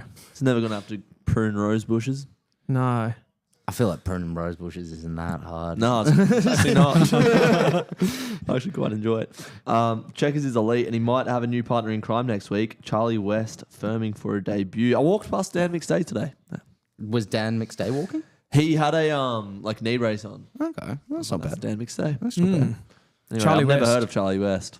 South Australian. Yeah, there's a bit of noise about him. I don't know He's if been any really good in the VFL. He was one for me. I think he was outside that top bracket of key position forwards, but he had like he didn't have performances in his top age year, so it was hard to sort of make him like a bankable key forward. But he had. To put a question on things, boys, we've got this replay going on. We had something similar the other night where we're replaying whether the ball went over the post. I just want to put this out there. What's the point? Like, we cannot tell where the ball is in conjunction to the line from any of those camera angles. No. We don't know if it's over the line or not from any position. It is absolutely ridiculous that we're spending any time reviewing it at all. And that's for an out of bounds on the full. I have a solution. We use like lights instead of poles, and then like they just shoot up into the night sky, and then if the ball like crosses over it, then you're sorted. So you're saying more lasers? Yeah, lasers. Yeah, exactly lasers. right. Yeah. Laser. To get real though with that, how would you guys? What's not real about that? Then? Would you guys prefer Lasers. lasers? I kind of agree. Okay, I'll put That's 50. No, would you guys prefer with the technology, that they improve the technology and we continue along this line of, I suppose it's like pretty much with every sport now, you've got this, it gets more elaborate each year, it gets better, et cetera, but it does have these stoppages and brings those things to the game? Or would you rather them just go back and just go like, we'll just trust the person? I'm personally a big fan of the chip technology that's going to come into the AFL potentially even next year. Yeah, okay. It'll completely change. It'll be like the arc in soccer. Like we will know down to the millimeter where the ball is in conjunction you mean to the VAR in soccer? Yeah, VAR. Yeah. It'll be down to the millimeter of where the ball is in conjunction to players, in conjunction to the lines on the ground. I mean, we've seen it effectively being used in the AFLW. Will the chip in the ball? It needs to happen. Will it essentially AFLW? Yeah. I didn't know that. Will it That's cool. essentially be? I suppose like when you talk about soccer, will it be like the goal line technology? Yep. Where it's just automated. It'll be like the offside technology as well. So like you could essentially say the ball is here. We can draw a line based on. But that's where still, for things example, are. like the offside technology in soccer still has to go to like they say that it's a van. Yeah. And like people are checking it and then they give it in an earpiece to a referee what's going on. Whereas the goal line technology, where that's different, I don't think that actually bypasses anyone. I think the referee just gets like I think it's just interpreted. I don't think we actually do anything in terms of setting anchor points for where lines are and things like that. It's If there's a chip in the ball though, like, and you're kicking it, could you like shake it and like? No, get that chip out, man? Like, it's built into the leather. It's very, very small. But it'll be as far as I know, we don't need to put like manual input. We will just be confirming it via earpiece, essentially. right, okay. Because that wasn't the chip supposed to come in this year, and it actually got pushed back a year. I think it's been pushed back 2 years, from what I understand. It did come in last year for sort of off season for AFLW. It was used effectively there. And it seems like there's a big push from Eddie Maguire, a few others, to get it into the AFL next year. Sorry, Rogue Riots just said sharks with freaking laser beams attached to their heads, which is That's what I want to Austin see. Powers reference from way back. I love that. No, that's a good one. What do you guys we're think not talking about these ones. What are we saying though, people in the comments? Do you want chips in the ball. do you want more tech? Or It's do you just want a to go government back? control strategy, bro. You go and play a football and they know where you are at all times. Million cameras on that G just to know what's going on. Oh man, I was sat like proper like Plug. high last night at the G, and there was a couple blokes sat in the back row and they snuck stubbies in, and the security come and saw them and they kicked them out. They're gonna get a big fine for that. So don't take stubbies to the footy. Over to you, Dylan. Thanks for that, Druzy. that's incredible insight from last night's game. Bro, that is great insight. 33 people watching will now know not to take stubbies to the footy. Just don't do it, guys. Let us know what you think about the tech. I reckon I'm probably tech. I'm probably like you push the tech, right? If you've got the best available. Tech, You tech, go tech, for it. Tech. Is that Ethan Reid? Kicks this ball long, inside forward 50. 4 minutes to go in the half. They need a goal here, I think. Definitely. Humphrey, Flanders.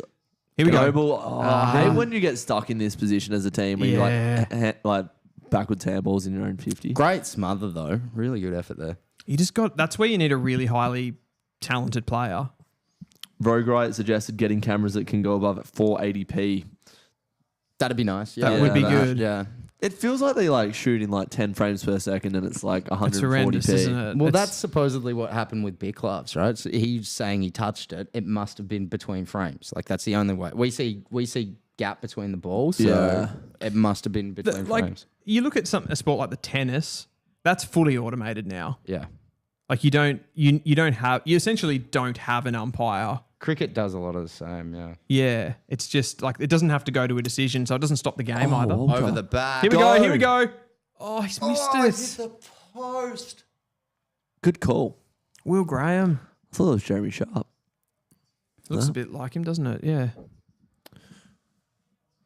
Bailey Humphrey's he's been in the game. He's been a bit quiet though. Tuke Miller versus Lockie Neal is on here. Ooh. It's got to be Lockie Neal. Yeah, come on. I now. think The Brownlows tip him over the edge. Yeah. The If you were to say for the next 5 years, though, or like say you're bottom of the worst club in the league, yeah, who'd you pick? Lockie Neal or Tuke Miller? They're about the same age, aren't they? I think Lockie Neal's Lockie Neal. 4 3 or 4 years older. Yeah, it could be. Lockie Neal played in the 2013 grand final. He's been around the league for He's a 31. long time. And Touk is 29. Okay, less so than I thought. All right, what about Touk Miller or Hugh McCluggage? I know you've gone Noah Anderson versus Hugh McCluggage, but I feel like Hugh and Touk's a bit. I'd probably go Touk in that. I think just to revisit while I was thinking it in my head, the Touk versus Lockie one. I think you take for that high skill set of stoppage dominance that Lockie Neal will give you. I think you take it. Yeah. But Touk probably does give you a little bit more on ball movement. Like he's going to create get a little bit more longevity out of Touk. Better runner. Moment. Yeah. Better athlete for sure. You think Touk Miller's more important, like has better ball movement than Lockie Neal? Well, it depends how you like. What I mean is he'll create overloads. Like he can create that extra pass with his athleticism, like Bailey Smith does for Geelong with his running. Just running ability. Yeah. Just running ability. Whereas, I mean, Lockie Neal's main specialisation is he's the mule. But I think from just a sheer contested ball winning ability, like when the ball hits the deck, it's in dispute. Like I don't want anybody else touching the ball more than Lockie Neal. I'd take Neal just for what it's worth. Look, if you were to say next year, I'd take Neal in a heartbeat. If you're talking like 5 years building a club, I might lean towards Touk, but it's very more 50-50. I'm going Chalky. Ethan Reid or Logan Morris? Logan Morris, every day of the week. Yeah, you got to go Logan Morris with that one for the now. We just haven't seen enough of Ethan Reid. Yeah. And what we've seen of it. To be fair though, Logan Morris does have the advantage that he's done, like this is on him because he's been able to get himself into that team. But yeah, playing for like a really good offensive machine, obviously. But he's just such like the thing I love about Morris is goes at everything. Yeah. He's got great hands. He's building in strength very quickly. I can see him being a proper key forward in another year, and like at that stage, he's got 10 years of dominating the system. Did you guys see that redraft of that? I think that's the 2023 draft. It's the Harley Reid draft. I think Brad Johnson did it for Fox Footy. And he redrafted it with Morris as the number one pick in the draft. Was bizarre, yeah. And Harley Reid at 10. I saw that. That was really weird. Clickbait. Yeah. Yeah. I should have had that do you just there. not know what, like, okay, I'm not going to say that. Well, it feels very clickbaity. Yeah.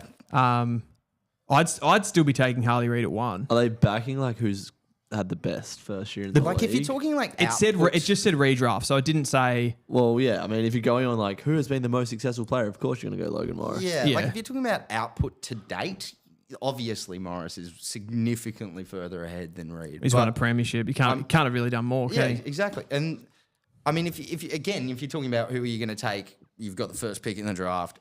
You've got to think about the next 5-10 years. I mean, yeah, I'd say it's a bit of a thought process. Don't get me wrong, but I don't think there's 10 players between Reid and Morris. I think that sort of top 4 or 5 group is very, very close. Will Ashcroft is having a game, says Ben Peacock. What? Ken Peacock. Pen Keacock. What stats have we got on Will Ashcroft, Dylan? Willie Ashcroft has had 20 disposals. Wow. Killing it. I think he's an important player in this game just because he can carry the ball. And Brisbane have been getting their hands on the ball at stoppages more, and here he is, Will Ashcroft. That's 21. Gets it to McCluggage. This could be a goal. This is Archie. Missed it. I'll let everybody know. Archie, until that kick, had a negative 12 metres gain for the match so far.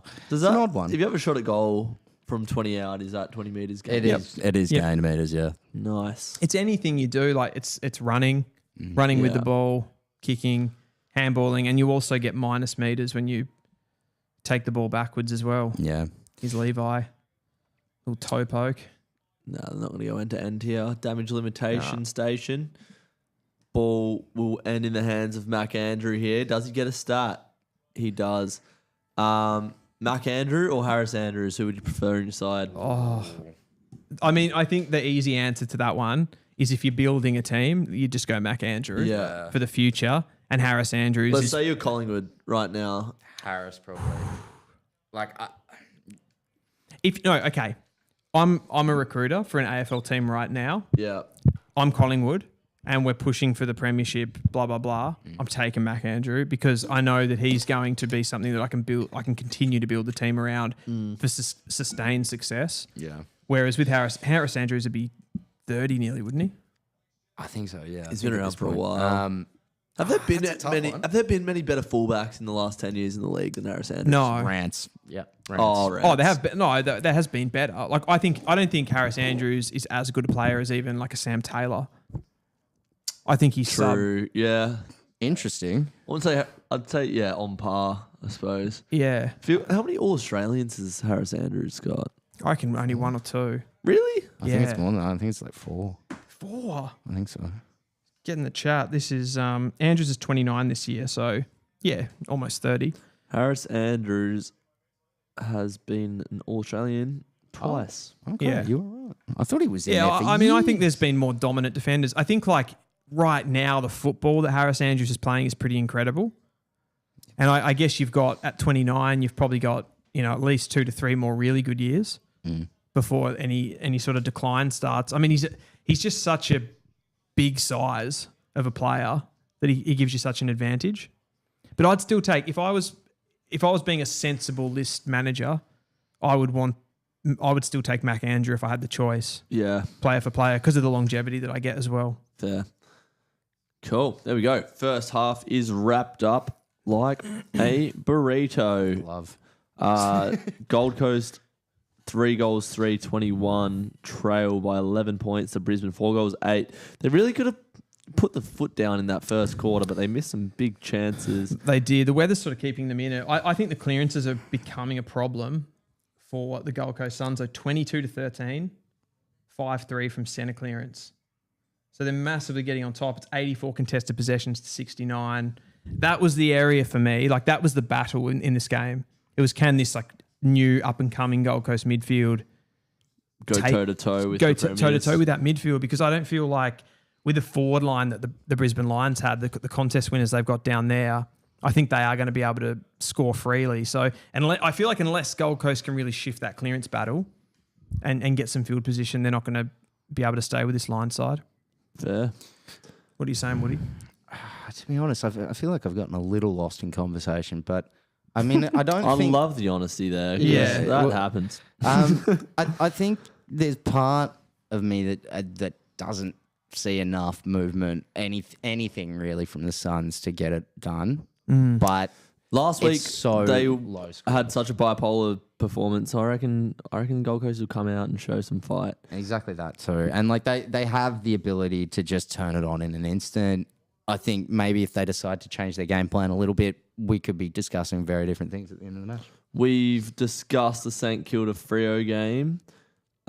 We've talked about Collingwood and Geelong. Dill, what did you make of the North Melbourne and Essendon derby? Has that got a name? The marshmallow banter game. The marshmallow banter. That's actually a thing. The Teddy Bear Cup. The Kevin Sheedy back in the 90s, he to try to build. I think he was trying to build momentum for the game, and he said North Melbourne are soft as marshmallows, and then the North fans took marshmallows to the game and threw them at him. Yeah, right. I was like, yeah.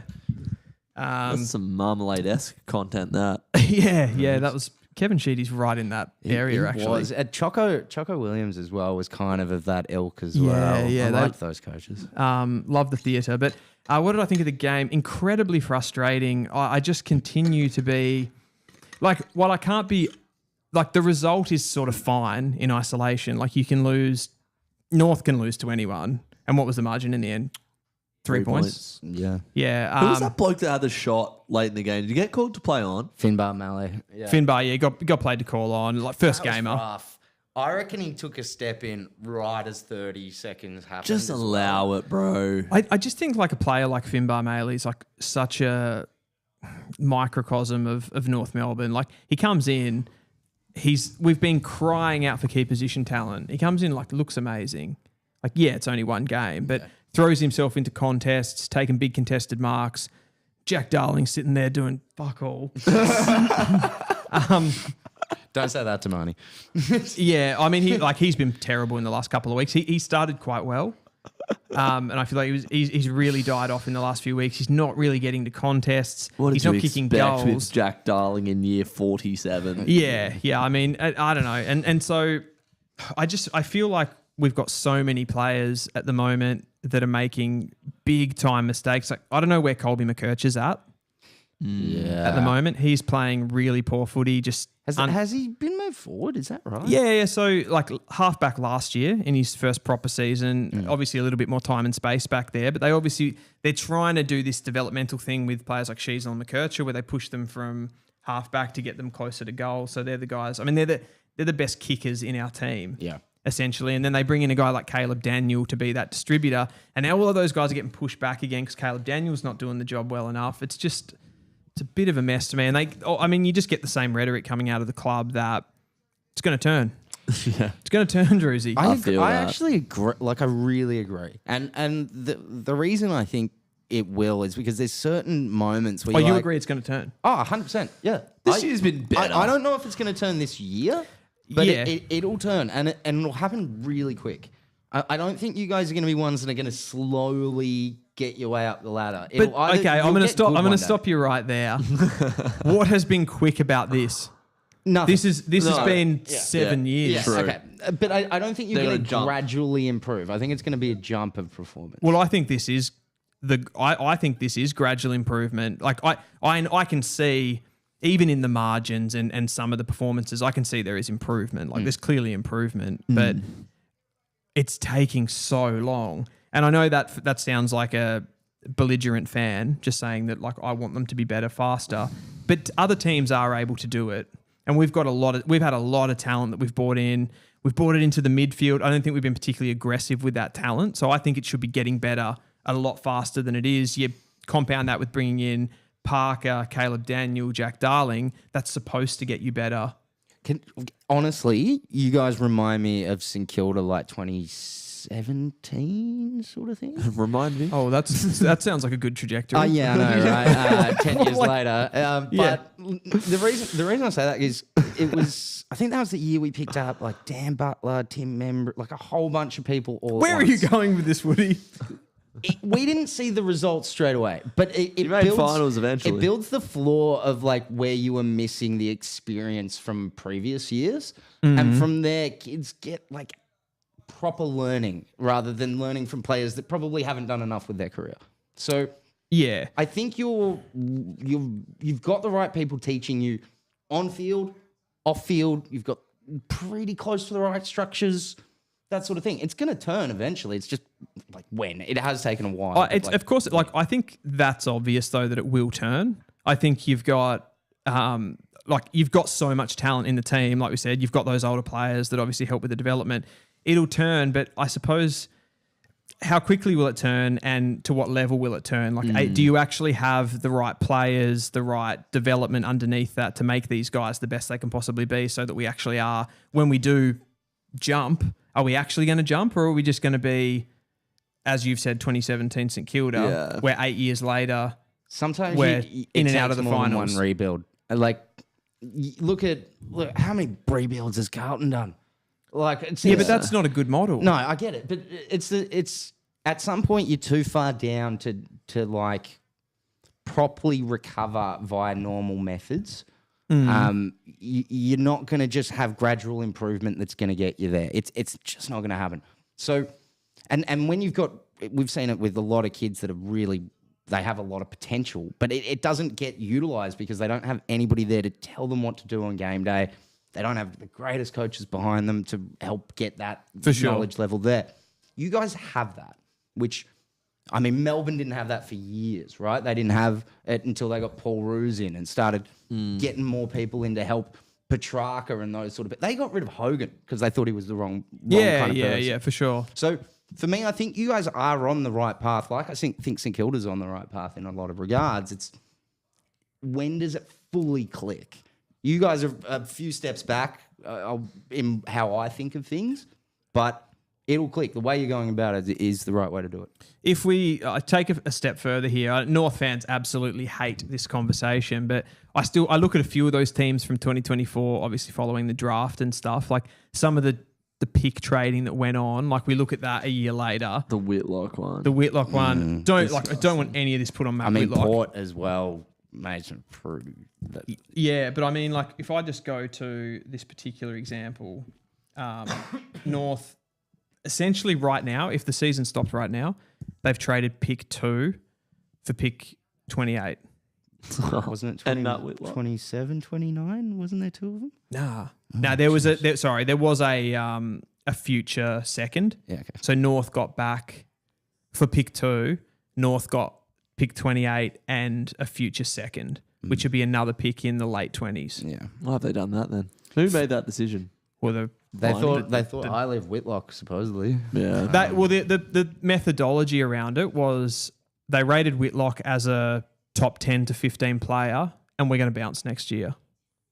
And we're no longer, as a club, we're no longer looking to the draft. So this is kind of the line in the sand moment. I don't mind because, to be honest, we've got a bigger pool of picks to play with this off season. We've got 3 years of future picks now. Yep. I don't mind it. Like at the end of the day, like if a team really thinks they're like so close to it, go all in. Like, I mean, we see it in basketball all the time. You will get players out of it. You look at how the Thunder have built their side. Yeah, we're going to a different sport here. NBA. I'm following. But Yeah. Thunder brought in Paul George. No, they got rid of Paul George. But they brought in Chris Paul. Nobody thought Chris Paul would be a good player at all. He plays really well for a season. What do? They flog him off straight away to get return. You can build sides really quickly. Like you could get somebody in for a year or two that does well, flip them off because you're not. Who can North do that with? Yeah, that's the issue because we've brought in Caleb Daniel, If I'm honest. who looks worse than he did. He looks even like his stock's gone down even more. We overpaid for him paying pick 25. He's not. Yeah. He's not really.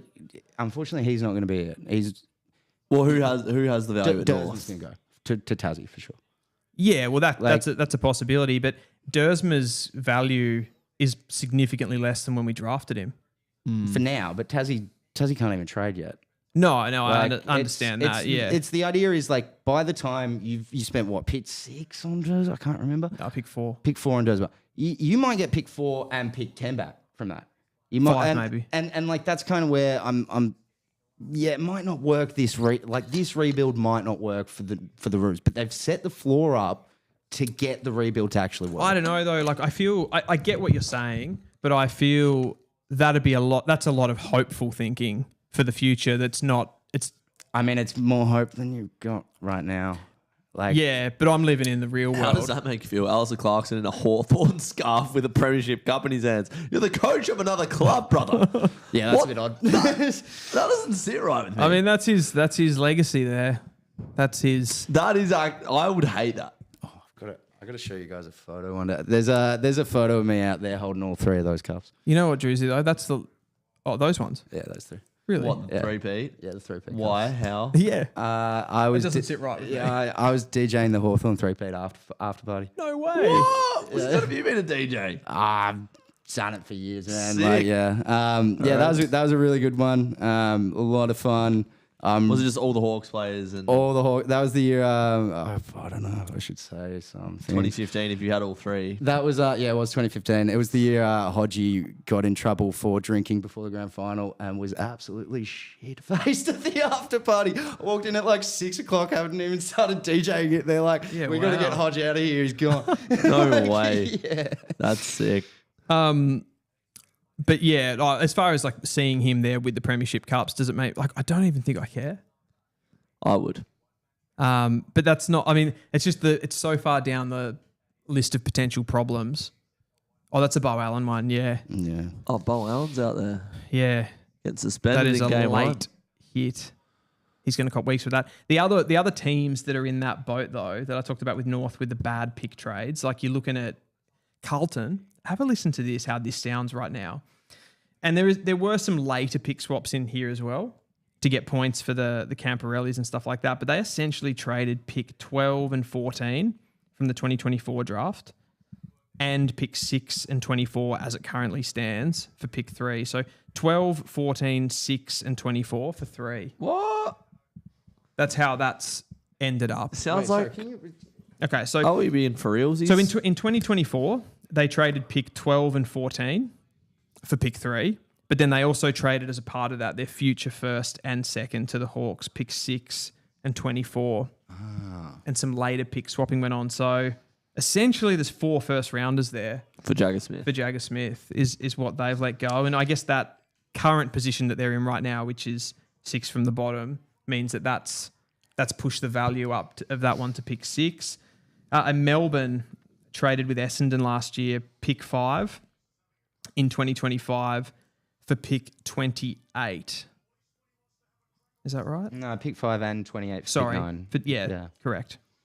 I got lost there. I would say that Carlton one could be shocking in a couple of years. Yeah, when you start adding up all the players that get picked. And like, I hate to touch wood and all that. My name's Woody. I can touch wood. But that was awful. That was awful. That was phenomenal. Anyway, what was I going to say? Right. Jagger Smith, he's already done an A. What if he does a second? What if he never plays a proper game? I mean, that is so not their fault. It's not, but to go that hard on a kid is your fault, actually. Like, the thing I found strange about that pick trade with Carlton at the time was the fact that the big thing about last year's draft was its depth. There was obviously right at the top end, there was some serious quality, like, don't get me wrong, but it was a depth draft. So trading away, it was strange. No team wanted to give up 2 first round picks, for example, for one right at the top end. Like, nobody wanted to do that. But Carlton went 12 and 14. So they did it pretty comfortably right at the start of the period. You also just put out a video. I haven't had the time to watch it yet. I will. But you compared last year's draft pool to this year's. Would you say that sort of top first round is similar? The top 10 of this draft is really good. The only caveat on that, it's compromised. So when you take away the 4 or 5 Zeke guys, Zeke, Dylan Patterson, Max King for the Swans Academy. There's a lot of Swan? Dang. Yeah, he's a Swan as I well. wanted 2 Max Kings. yeah, would have been nice. Yeah, you can't get him. No. So there's a lot of compromisation, but it looks pretty good. Like, in that top sort of 20, there'll still be some pretty good finds, I reckon. And a year out, it never looks probably as good as it will. Like, nobody was saying the 2024 draft was a year before was really, really good. Yeah, right. So it can take some time. But yeah, it's just interesting how those ones... So would you say getting rid of 2 top 15 picks last year and what is looking like a top 10 pick this year, I mean, I'd say that's pretty shocking decision making, but I mean... Yeah, well, it screams of a team that thought that they were ready to go. You're just trading assets, though. Like, yeah, I know. You can't with that. It's weird sometimes how clubs, when they are in the window, how willy-nilly they give up draft picks that can... Oh, we'll be good. Let's give away like 4 of the top 20 players in the country for one. What? Yeah. Are you dumb? It's decisions like that. Freo coming back into the conversation that made Freo so irrelevant for so long. It's like, yeah, let's get Trent Crode for 2 first-round picks that turn out to be fucking Sam Mitchell and Luke Hodge. Like, when you do stuff like that, the players that you bring in have to be so good. Yeah. It puts so much pressure on them. Yeah. Yeah, bang on. And it just deeps the issue of the player that they are, or like, if they are a great player, it's like, how good did that look? But yeah, there's a lot more riding on it when you're just a player that's been involved in a trade like that, rocking up to work and like, yeah, you play shit at the MCG. Fans are going to criticise the whole club for the decisions that have been made. 100%. The winners out of those trades were, with the Carlton one, it was the Hawks. Yeah, I can't believe West Coast didn't take Carlton. Like, when you're looking at last year, right, at Hawks versus Carlton, yeah, they're both kind of similar, but I don't know how people thought that Carlton was better, to be honest. Yeah. It's incredible. Richmond got they just cashed in on North basically with that pick, and Essendon got the Melbourne one. I don't think the Melbourne one is as bad. They got a couple of quality players in that draft, but I guess just the fact that they've dropped down the ladder, if they do stay in that bottom 4, bottom 5, probably hasn't been too favourable for them. We're about to be back here for the third quarter Q Clash. Guys, have we changed anything from the first half? I tipped the Gold Coast Suns coming into this game. Woody? I'm going to stick it out. We've got 2 handsome lads there for the Suns on screen, and I reckon they get it done. The handsome boys up in the Gold Coast. Alex Rance and Lockie Weller not playing. They've got to get back into this in the midfield. Witts is down. Bailey off the wing gets involved. bang. Zorko off half back, kick to half forward. Jeffrey's had a good game. He's taken an intercept grab there. Couple of turnovers. You there, enjoyed that but- turnover to Charlie Cameron, did you? Hey, well, no, like, He's taking the game on. yeah, he's been Well, involved. he stepped around. Man, I was playing back pocket yesterday, and I had like 3 turnovers in D50. Tough. Not good. Are Not you a good are you a feeling. panicker on the ball in those areas? Nah, they were uncontested like kick-ins. So like Ooh. it was like That's half a the team was saying go short, half the team was saying go long, I hate and I that. was waiting for the short one all day. So I went short and just butchered the kicks like out on the full turnover. Not good. And then yeah, I genuinely think if I didn't play, we would have won. Brutal. It's bad. Nah, brother, you don't say that. No, that's what happened. Oh, well, I wasn't there. I can't say it, to be Yeah, honest. yeah. We'll go to the lads at Premier Data, go check them out. see what they Yes. said. Yeah. Load up Yeah, on do it. some beveraginos. We've got a free against Mac Andrew by the look of it. No, it's a free 4. I got that wrong. Yeah. Just being held all day. He's putting his hands out. That's pretty brave. Like, he's given up on the play there to say I haven't been held, but he's been rewarded. Ooh, Who is big that? cut off. Leicester. Leicester. Yeah, honestly, Ryan Leicester's played really good for the last year or so. Was he meant to be in their best 22 heading into last year? I think he was that a mark? Yeah, it was. Dang. Yeah, Mac Andrews. Good. Yeah, I think he got in towards the end of the season. They were playing Joyce a bit. Yeah. Former St Kilda player. He got injured, and I think they had an issue with Payne as well at the time.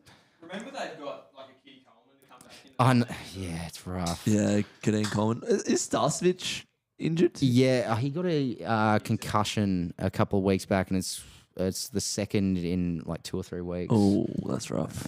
So yeah, he's unfortunately going to be out for a little bit, as far as I understand. Good intercept mark from Harris Andrews here. They're going to go out on the wing and they're going to try and bring it back in. Brisbane's got this interesting style of play. They are very zigzag base movement. A lot of angles being 45s changed. constantly. Making contest. I don't like that being paid, to be honest. He spoiled the ball. Yeah, big turnover there. Could have Dimmer been a didn't goal. like it either. Gold Coast Suns really just need some better movement inside 50 at this point. They've started to put some pressure on. They've got ascendancy on position. They're not getting though like every ball that comes inside 50 for the Gold Coast. It's really shallow. Yeah. I mean, they're going into that sort of 35, 40 meter zone, and it's one of the easiest places to turn it over. Oh, That was poor too. Like what? jeez, that was marks like that scare me when there's just two Ooh, players yeah. crossing bodies like that. Oof. I'm expecting a big clash. Good courage from Archie. That but Brisbane Bears logo, is it BB? Is that what I'm seeing? Yeah, With yeah, the Brisbane triangle Bears. on the Brisbane top? Bears, yeah. Yeah. What's the triangle on the top doing? Illuminati. Yeah. I just don't it's know called what's graphic going on. design. Druzy.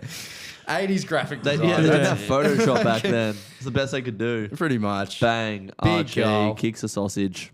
How's the chat going? I haven't checked it. Go Birds. They're talking about the Eagles. Just slow down a little bit. Get in the chat. Any questions, any talking points that you guys want to discuss, get in Question the to chat. yours. I saw something on Reddit the other day for the Freo chats. Yeah. They were talking about maybe going with like different emblems, different sort of logo names, sort of stuff. I saw the Bull Sharks. It was just- Oh no, I don't want to change from the Dockers. I think the Dockers is cool. Okay. Hang on, what? The There- Bull Sharks. There's been a bit of discussion recently about, does Freo have the right mentality? It's gone on for so long, blah, blah, blah. I think that led on to a Reddit post asking, should we, look at our alternate ideas for the Fremantle For the emblem. team I emblem. think that sort the of thing. emblem could be changed. I wouldn't mind a bit of a rebrand, but I like the Dockers because it speaks to where we're from. But it also comes with a battler mentality. It's like we're Dockers, we're just hard working men on the Yeah. wharf. You realise there's a Anchor. few wharfy teams. Like there's you, it's Port, Yeah. St Kilda technically. Like Oh, I wouldn't put Is St Kilda it in true there. that the green, white, and red in Freo traditionally was like off the Italian flag because there was a lot of Italian immigrants in that area. Oh, I'm not sure. I didn't associate Freo with Italians, to be honest. That may be complete bullshit. Yeah, I think that sounds like bullshit. He Yeah. pulled a rogue one there, an AI Just- hallucination there. Just from throwing Dylan. it out there. Don't know. I want to search it up. It sounded good. I'm not familiar with the demographics of No, historical I don't- demographics I of don't Western remember Australia. much of. I think I was like a cup, maybe like 2 or 3 years old when Freo came in. Oh, you're right. Am I? Due to a connection to the Italian flag in the city's dockyard history. Yeah, that's what I. Jeez. Wow. I knew that had come across my desk at some point. As if come across my desk. I don't have a desk. This is the desk. Yeah, this is my desk. I did not. As if that was like a factor as to why it is an Italian flag. Yeah. Yeah, I never really That's noticed. crazy. Can't believe you never noticed that, Druzy. Mamma mia. Mamma mia. Oh, big mark Charlie. from Charlie Cameron. Joel Jeffries played him into form in the first quarter and it won't stop now. Charlie Cameron legacy Brisbane's game. getting on a bit of a lead. They got one. They're gonna maybe This get another. looks worrying for me. I'm concerned about the Gold Coast Suns. What I do want is a new song. I want a new Really? song. You don't? You want to get rid of the way to go? Yeah, because last night at the Geelong game, like and everyone was just like vibing out and having a party, and I was like, I want to have a party. Like when you sing the Freo song, it feels a bit cringe. Just does. There's a like. Freo, Let's be honest. Way to go. The AFL is very like the songs They're and the pretty emblems. cringe. Everything is Yeah, very pretty cringe. We got a goal there from Charlie Cameron. Not cringe at all from him. Cringe from us. No, that was. I think like it could be cool. Would you like at all let any influence from what they did at West Coast? No, come on now. No rock songs. Oh, it needs to be something like boppy and not cringe. All right. Yeah, fair. Hard to do. Do you like the Saints song? I reckon the Saints song's It's all right. I rate the Saints. Have you song. heard the Oh, we're the previous Saints. Saints songs? Nah. There's some like it's I do like to be by the seaside. Oh, I've heard that. God. I've heard that. Have you? Yeah, yeah. Growing up, I heard There's that. some shockers out there. So Yeah. I mean, I like the Saints currently. How does the North song go? North kind of has like an alternate version. yours and aren't yours and Geelong technically the same? Now we've got the same North Melbourne song intro as the like the Victoria state team, which is this like out they come, out they come, out they come to play, just for recreation's sake. It's very cringe. Yeah, Yeah. I mean, most anthems in AFL are Yeah, and then it goes to the like join in the chorus. sincere. That's kind of the part that you know. Yeah, it's Yeah. it's all cringe, isn't it? I mean, probably the least cringe song in the comp for me is probably the Giants. Least cringe. Collingwood's got a good song. Richmond, I suppose. Collingwood's there's- See, these are good songs. They're not good though. They're Yes, just they not are, bad. bro. There's no other sport in the world that does it. It's weird though. yeah. We like when you actually see it played out. I feel like they don't enjoy. Like the players don't enjoy singing the song. They do it because they have to for Yeah. sure. I've won one game of football and I love singing. Yeah, the but at song. local footy, it's great. yeah, at local foot. I mean, We got the Melbourne song. I think when you have to do it for a camera, it makes it a bit different. Yeah, these guys are professionals, and like they're thinking, Out the back for Gold Coast, big mark from Ben King. The game needed that. Rogue Riot said, yep, that's why they haven't won a flag. They're called the Dockers, not the Bullsharks. this is the problem. Yeah, that's it. You need some of that like masculine energy Yeah. in your name, bro. Sharks, yeah. Shark The balls. reason with freaking lasers. Call back. You should be the laser sharks. Yeah, that'd be a good one. Max King kicked a goal. 6-pointer. Did you say Max or Ben? I feel like I'm pretty sure they. Now. Did you? Yeah, I did. That's funny. We weren't called the Sharks because East Freo were called the Sharks. The Sharks is a cool name. I like it. Yeah. I reckon it would have worked great. Yeah, it would have, but because it was the coming together of South Freo and East Freo, who were like obviously rivals. Isn't there a local Freo Bulldogs side as well, or like a? Central Districts are the Bulldogs in the SA NFL. I don't know who the one is in Oh yeah, South Freo, Bulldogs. the red and white. Yeah. Yeah. South Freo Bulldogs. That's waffle. Yeah, Yeah, I mean, you're kind of combining those two teams. bullshit, bro. Oh, that just clicked. Why are we not called the Bull Sharks? You should be the Bull Sharks. I think we got your new name. Ralph. Why were we not called the Bull Sharks? That's a thing now. Bro, up the Bull Sharks. Yeah, let's go, bullies. Brayshaw would be a great Sharkies. Bull Shark. Sharkies. You'd be Sharkies. Oh, but then the Bull, Would you change the Bulldogs kit? fans. I think the colours are good for I Freo. reckon the V's, the double, it kind of works as fin sort of thing as well. It does a Yeah, bit, man. actually. I reckon there's a Get a We're bit on of something. like curve going on it, like up here. Some Maybe you put blue in there, a little bit of maybe blue. No, we can't go blue because West Coast is blue. It's got to be different. you're like blue and some yellow. Yeah, exactly. Just like mix Make it a in. bit more of a beach bar. I reckon, red, white, and purple, bro. Run it. Ooh. No green. Italian flag's out. Get rid of the Italian flag. I mean, I feel like Carlton's taken over the Italian community a little bit. I'm surprised Carlton don't have an Italian element. They've got they basically are the Italian club. Yeah, I'm surprised it doesn't enter the club's colours and whatnot. the players love singing the song. I reckon, they do. Players like singing the song. I feel like first gamers, like that, everybody gets around to the song for that. Like you're just chucking Gatorade on a first gamer and stuff. So Yeah, I suppose that part of it. Freo players don't look like they enjoy singing the song because it sucks. It's just the same You verse seen twice. Geelong sing the song? Nah. That's bad. That's not How good. does it go again? We are Geelong, the greatest team of all. Hey, They just like, we are Geelong, the greatest team of all. Hey. Yeah, it's real. Like, they do not get excited. No. I'm pretty sure Chris Scott They says win that they too can't- much. Yeah, well, I'm pretty sure Chris Scott says, like, we're not singing this properly until you actually fucking win something. I actually don't like Chris Scott now. Like, Really? it's What do just you like, mean? I'm sorry, stop winning. Like, Yeah. like, I've seen it since you guys last beat us in a grand final. Just stop. Too OP. Like, What do you think about the? I feel like there's a bit of a war at the moment with the medical reporting stuff. yeah. Chris Scott obviously doesn't report that particularly accurately.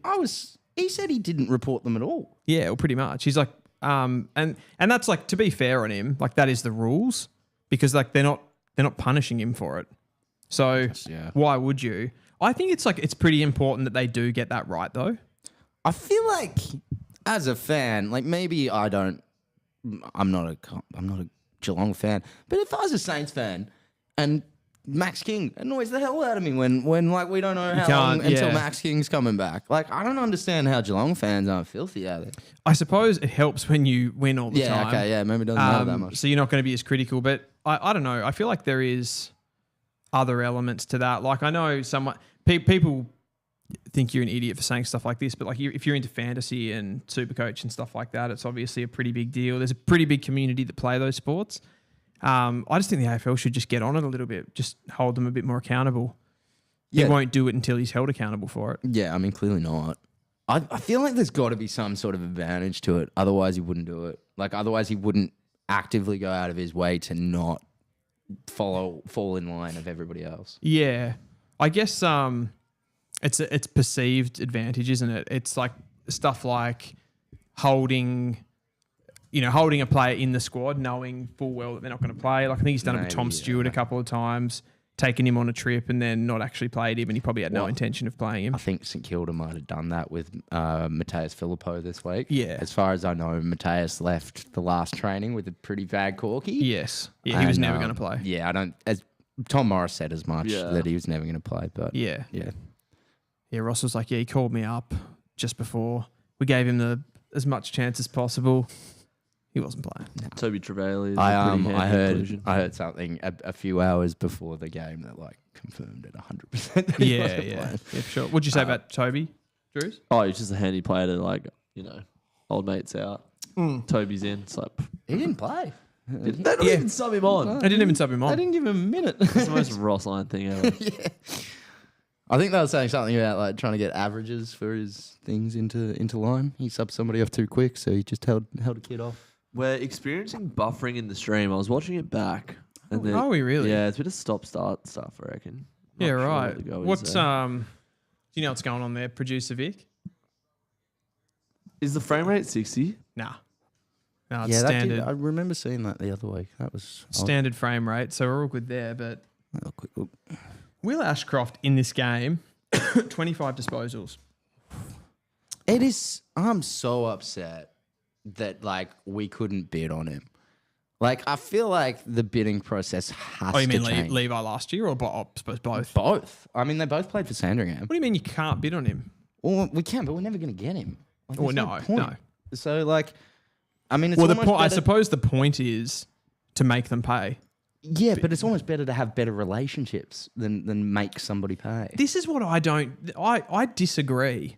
So I don't get this, the relationships thing. If everybody's trying to protect every relationship, then... Nobody wants to screw each other over because then maybe one day down the line. But you're it's screwing yourself over. Yeah, I know By that. not, it's yeah. This is like a little bit of the issue I have overall because I feel like it's more, well, if I let them get the player that they want and I get the player that I want, it protects me in my specific job as a recruiter or list manager or whatever it is. Yeah, it screams of like protectionism to me. The thing is, the AFL makes it too hard to do anything. Like, there's no point in bidding on a player you're not going to get. Like, at the end of the day, it kind of wastes just time. Like, there's nothing that you're going to get out of it. So what would you say they should do? Honestly, it's completely at the behest of the AFL to fix this. Like, Oh no, it's not your problem. but no, not in. But a club specifically couldn't do anything. Like, any specific club couldn't do anything about this. So, big goal from Archie again. 50 to 27, not looking great. But yeah, that's where I'd say my thoughts comes down to, for one, you need to have a first round pick to match a first round pick. It's gotten absurd with just points matching. I think that needs to be the first things changed. I don't know. Maybe you keep a point system to make up the difference. Like, I still would be upset to see pick 18 become pick 1 for me. Like, if you finish, like, if say Brisbane won almost like they did last year, win the premiership, and then you get access to one of the best kids in the draft. Say Levi went at 1, right? I feel like going from having the worst pick in the first round to having the best pick in the first round, even if you use up that pick 18, it's not really comparable, no matter how much side points you're putting aside. Do you know what I hate just randomly in the mix as well? The fact that you get... I think they are going to change this. I think this was in one of the items, but you get a 20% discount for a father-son. Ridiculous. Why do you get that? Why do you get a 20% discount? 20% discount with the code TrueFooty20 at checkout. Yeah, it's like it's just so ridiculous. But yeah, so you get a Brisbane who win the flag, and they've got to come up with these points, which is already better for you because you don't.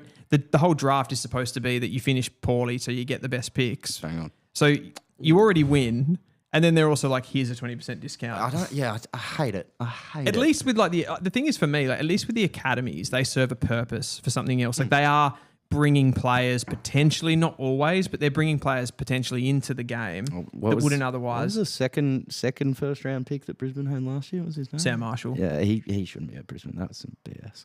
What is that? Well, he's playing at Sandringham. Oh, well, yeah.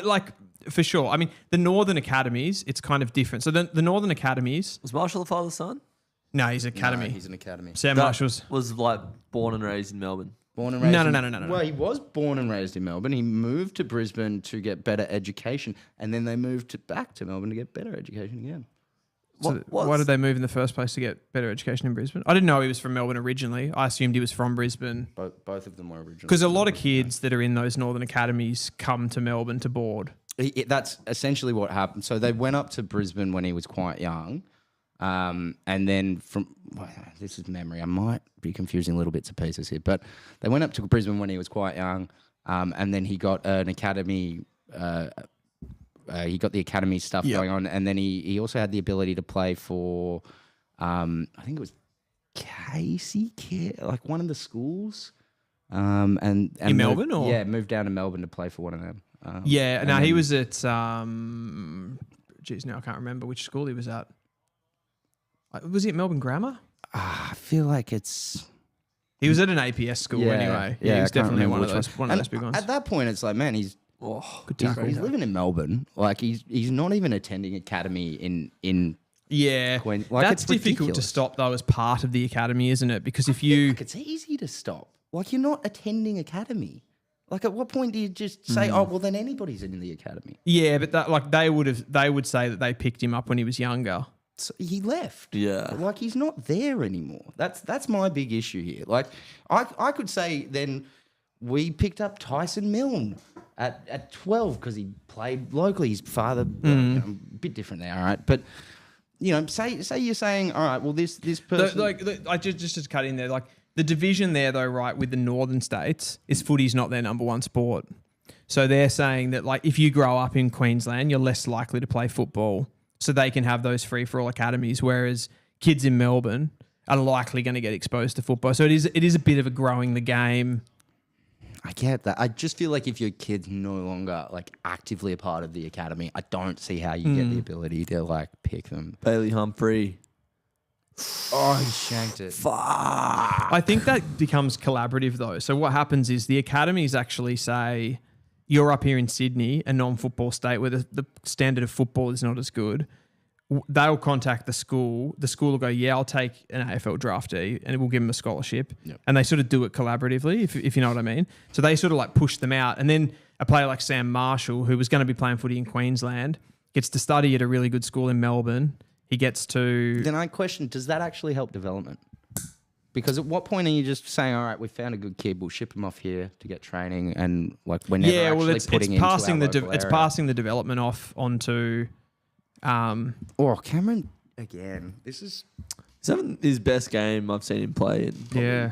The Gold Coast have been pretty woeful in this game. Yeah. I'd have to say. Like, they're just not putting up a fight. It's just forward entries, I reckon. I think their ball movement's been pretty good. I think they've defended relatively well. Clearance is a 16 to 35. It's just an smashing around the ball. Oh, Cameron has shanked it. They're sort of... I mean, it's... The only thing is, like, this is still potentially a game Gold Coast could win. Yeah, I'm not writing them off just yet. We've had another Freo comment. If Freo don't win a game before the bye, do you boys reckon J-Lo is gone? What coach do Freo go after? I'll leave that in your court, boys. I will say no, because AFL coaches just don't get sacked very often. Not that early in a season, no. No, like that you can perform fairly poorly in this game, as Michael Voss would know pretty well. You can have really bad patches of form and you'll hold your job and you get the opportunity to turn it around. You get a lot of scrutiny, like I get that. It's not the greatest job. They don't get paid particularly well for what they do, but they don't get sacked like other sports coaches do in the world. I think half of it is we've now got a cap on spending from our coaches. Is that a goal? I think it's a free kick against Mac because he was... They've either called advantage or they're giving the free. Yeah, okay, they're giving the free. I don't like that being paid. No, that was pretty weak. What are we talking? No, I don't think. What coach would you go after? I've mentioned it. I think you guys, if you're gonna have a new coach, you gotta grab Horse. Yeah, probably. Yeah, I don't know if he'd do it though. Like he's just coached for how long? Yeah, but how many 13 years did he keep him in years. finals? You know? Yeah, of course, he's class. Dimmer went to Gold Coast pretty easily after Richmond, though, didn't he? After the burnout. True. I don't think there was like any burnout there, if I'm honest. I think he got offered a buttload of money though. I honestly feel like I mean, I've got nothing to back this up. That's just a wrestle, isn't it? Yeah, that's like, bullshit. Yeah. Is it just the grabbing jumper? Yeah. Like he's got Mac Andrews. He's basically grabbed Mac Andrews' arm with pushing him hands. back. That's... Yeah. I actually think that's very unfair. To be honest, this happened a lot with the Saints-Brisbane match where you'd just sit there scratching your head. Like, the amount of times I was like, I have no idea what just got paid. And then I'd listen to it, and eventually, like 5-10 seconds later, we'd figure it out. But you'd look at it. I think that's a poor decision. I think that should have been a free kick to Mac Andrew. Yeah, I thought so. Again, this is going to happen with Brizzy. Get Adam Simpson because it would be funny. The coach, yeah. That would be funny. No, that would actually be hilarious. Can you do that? Oh, can you have that happen? Can a West Coast coach be the coach of Freo? No. No way, Jose. I think the John Longmire shout's a good one, but it does feel like he is hanging out for the Tassie job. Yeah. Really? Big money. I don't know how much I should talk about. You keep doing that. That's because I've been wondering if it's real or not. But I've heard like a fair bit of like mention that Fagan's going to go to Tassie. Fagan? Yeah. Yeah, interesting. As a coach? Yeah. Interesting. That is interesting. what would make him walk away from Brisbane? I mean, I know he is Tasmanian. I don't know. I've heard like there was a mention in one of his things. I've heard other people that are like more connected with the industry say that he wants to get to Tassie. Like, If you're a coach and the Tassie job is there, like obviously they're going to pay you well and all that kind of stuff, but would you look at it and sort of think probably as the foundation coach, I won't be successful. So I'm going to go it's going to hurt. Like if you're a John Longmire, for example, big hit on your win-loss record as a coach that you've built over. That was probably one of the things you'd say with Sydney. He won one premiership with them, but it was just such a good win-loss record. Yep. Loses that. Kind of loses the sheen on his history. Yeah, a little bit. Not sure if that's like solely why you wouldn't do it, but you're probably going to be in the doldrums for at least 5 years. There's, I mean, we don't know how much of this sort of stuff is actually legit, but there's suggestions that like they really want to get Tassie like running straight. They want to get it, yeah. And I mean, if you look at how they built previous clubs, essentially GWS was a big step up from the Suns in how they built clubs. Big snap from Rayner. Both of those clubs though were they were really poor to start off with. Yes, but I think what's going to happen is the difference between GWS and Suns was GWS got more picks for one, but they also were forced to buy more players that were established as well. That's the thing though, right? Because I think the Gold Coast did, and I think this was by their own control. They wanted a marquee signing. They got Gary. Then they got Gary, which they gave up a lot of those early picks for. Yeah. The Giants. Oh, what a grab from Archie. Yeah, Archie's on. The Giants did the sort of more, I guess, like a bit more aggressive with youth, and then they brought in tons of older guys. Like they kind of brought in like the Luke Parkers. Yeah, those type players. I'm trying to remember the players. Reece Palmer, I remember. He went there. Yeah, rising star. Reece Palmer went up there. I want to say Luke. Walter, I think. I'm going to say Luke Power went there. Chad Corns.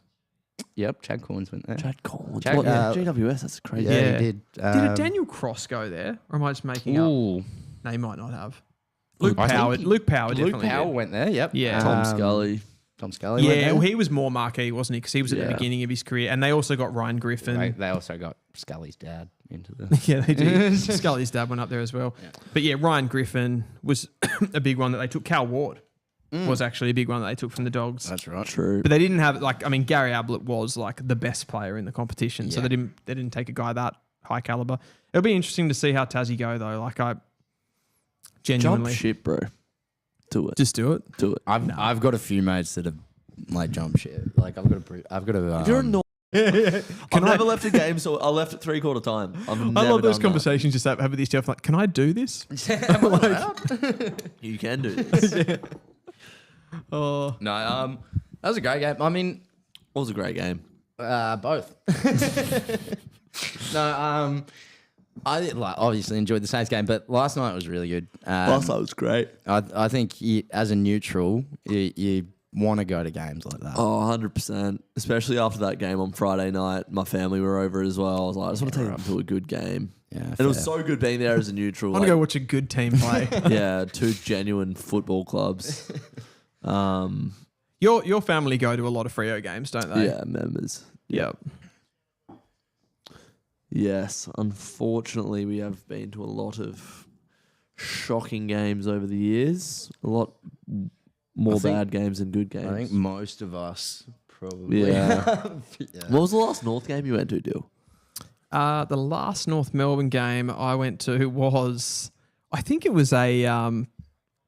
Did North used to play Western Bulldogs on Good Friday? Yeah. Yeah. Was that a thing? Yeah. I went to one of those a couple of years ago. I remember North lost by 120. Yeah, it was something. It was miserable. Was that the one you went to? Yeah, yeah. Oh, was that the last North game you went to? Yeah. Bro, that was in 2018. No. That was. I didn't even live here. I didn't even live in Australia in 2018. It was 2022, 23. Okay. Something in that. I reckon. You must be thinking about a different game, I guess. Yeah, maybe it was a different. We didn't look. Did you say 120? We lost by 80 in the game. There was a game where Waitman kicked 6. Yeah, right. I remember that. Yeah. Yeah, under the lid. Who could forget Israel Folau?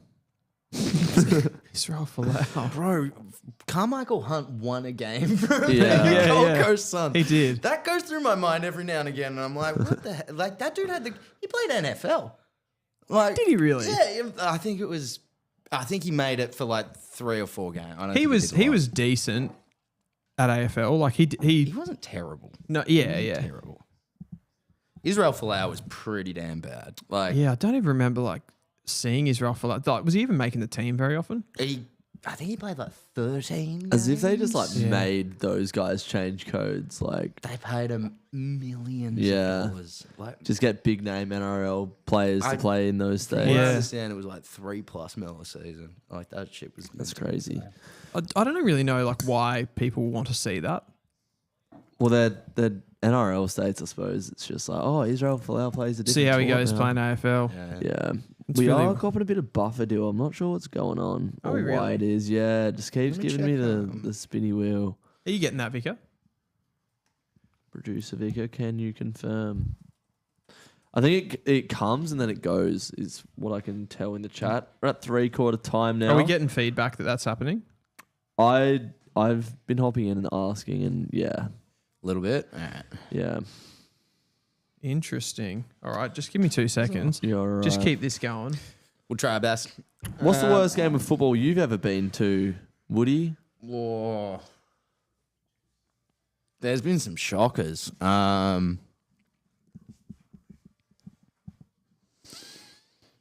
There was some really bad ones around like 2011, 2012. Isn't that when you were like good?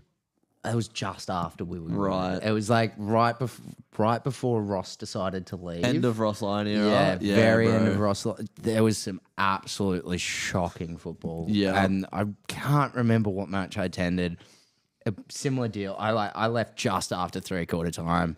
I was like, why am I staying? Like, Yeah. what's the point? Like, I just wanted to get home early the other night. Honestly, I was like, I know we're going to lose. We haven't shown up. This is the worst game I've ever seen. I'm leaving. yeah, fair. I'm like, honestly, there's points where it's like, bro, this is my free time. Yeah. Like, I'm not doing it with that. Yeah. I'm not dealing with that. I used to like sit out in the rain, like losing by 40 points. Like I remember being at Subi once. We were getting pumped against Richmond. I reckon it would have been like 2016, 2017, around that time. And we used to sit front row in the second tier. Yeah. And good seats. yeah, great seats. Good seats. Not when it was sunny though, because the sun would just beam in our eyes. But anyway, I remember just like having my hood up, like freezing cold, literally sat like this. It's like halfway through the 3rd quarter, and I just hear my dad like call like Andrew, and I like turn around, and like the whole stand is empty, and I'm like the only one sat like just like coughing the rain. So yeah, I've been through thick and thin with this club. People were like, as if you left early. It's like, bro, I've got my 20-year membership. I remember my worst one for sure.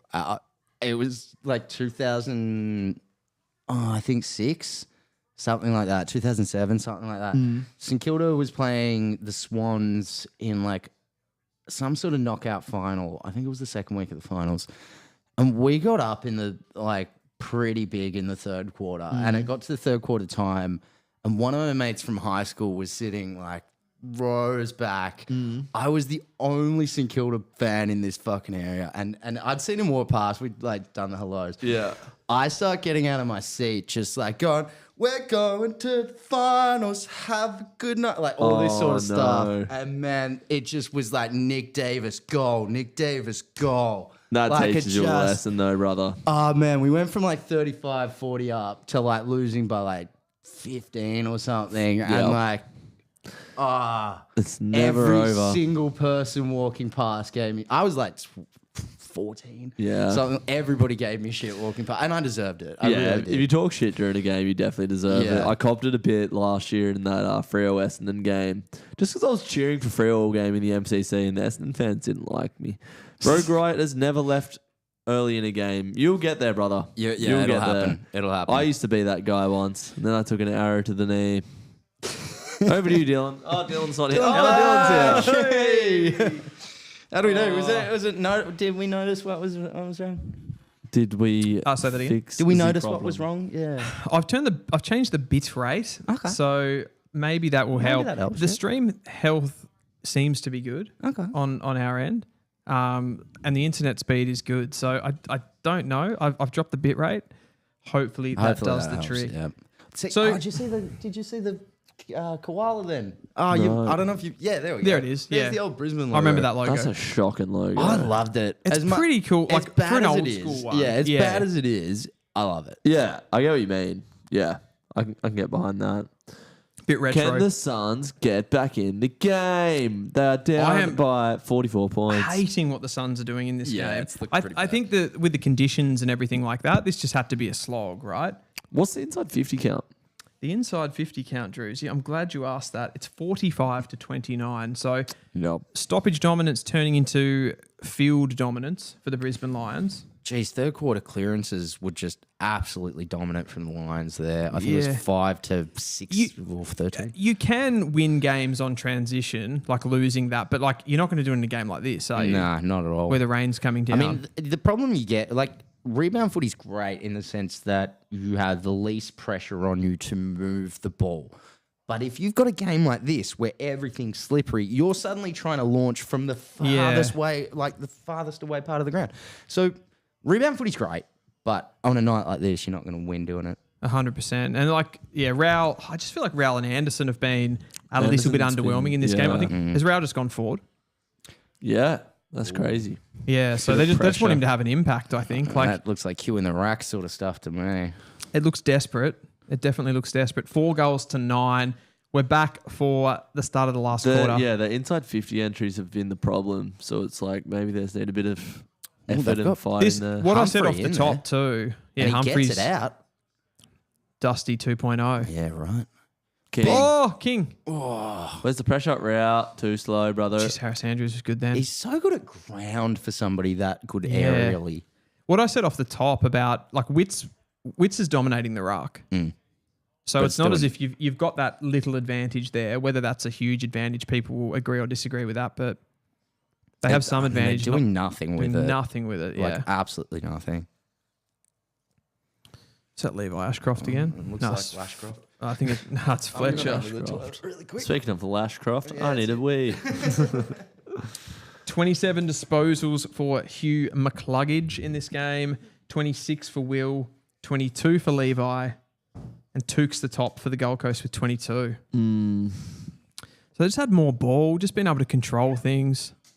Well, they were sort of all over them in the first quarter, and yeah, the scoreboard sort of flattered them, even though it was low Yeah. scoring going into that first quarter. But it's ended up being the story of the day, hasn't it?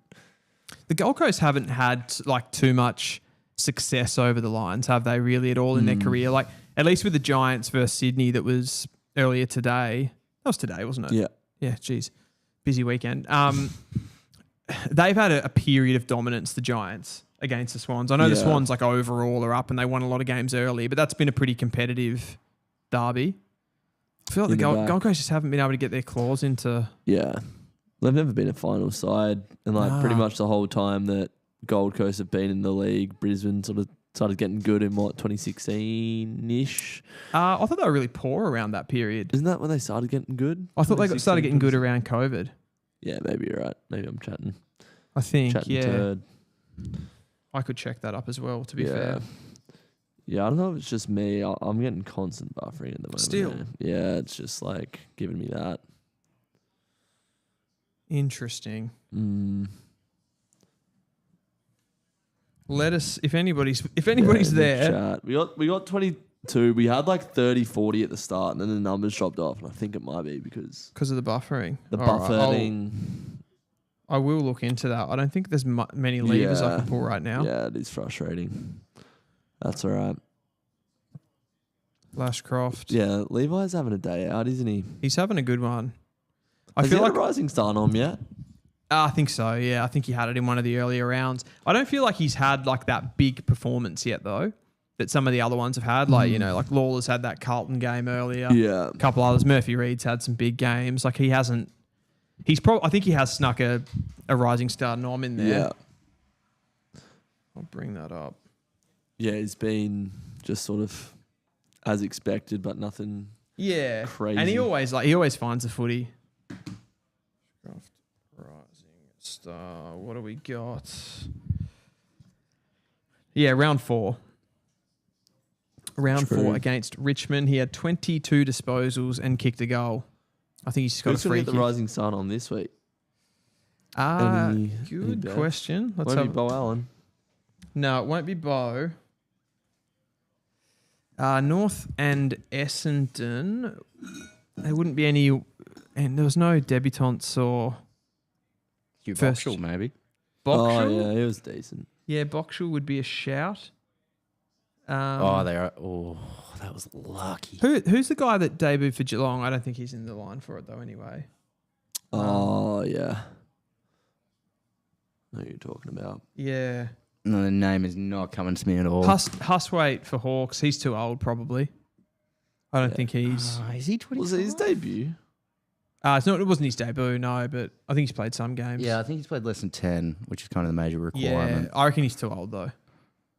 I reckon you're right. Yeah, we've got some people saying I haven't had any issues with buffering, bit of buffering, but I think it's less common. And then Rogue Riot says the loading's back in a big way for me.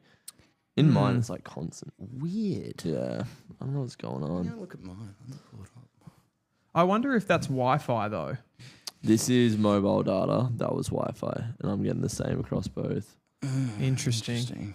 Yeah. I wasn't getting it when I had Yeah. my phone's gone dead now, which had the stream. I had a very quick look and it didn't happen to me. Let me have a look.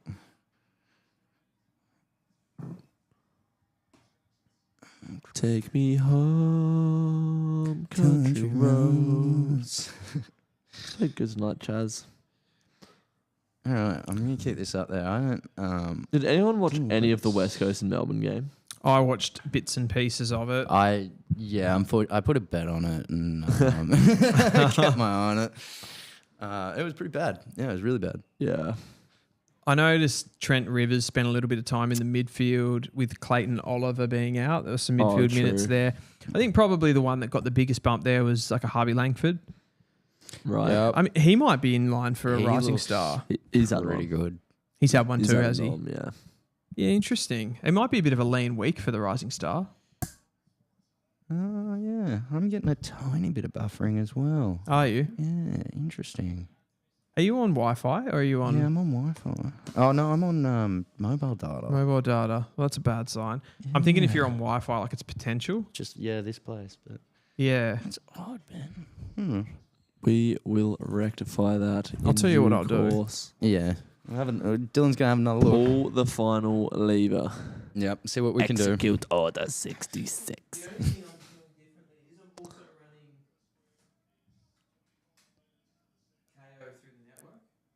Oh yeah. Actually, drop KO down to below 60 frames. That'll kill your stuff. If this is going at 60 frames per second, it'll absolutely destroy your bandwidth. I don't reckon it is. Oh, now we've. Yeah, let's Now double that's check that. Now you we've can lost- change it. You change it to like SD 30 frame, and like that might help. Someone said making a mockery of a head injury is just pathetic. What is that alluding that to? mean? Where do I change that? I know I said something give that about to a you. head injury. 'Cause I don't know how to change it. Back on that academy conversation quickly.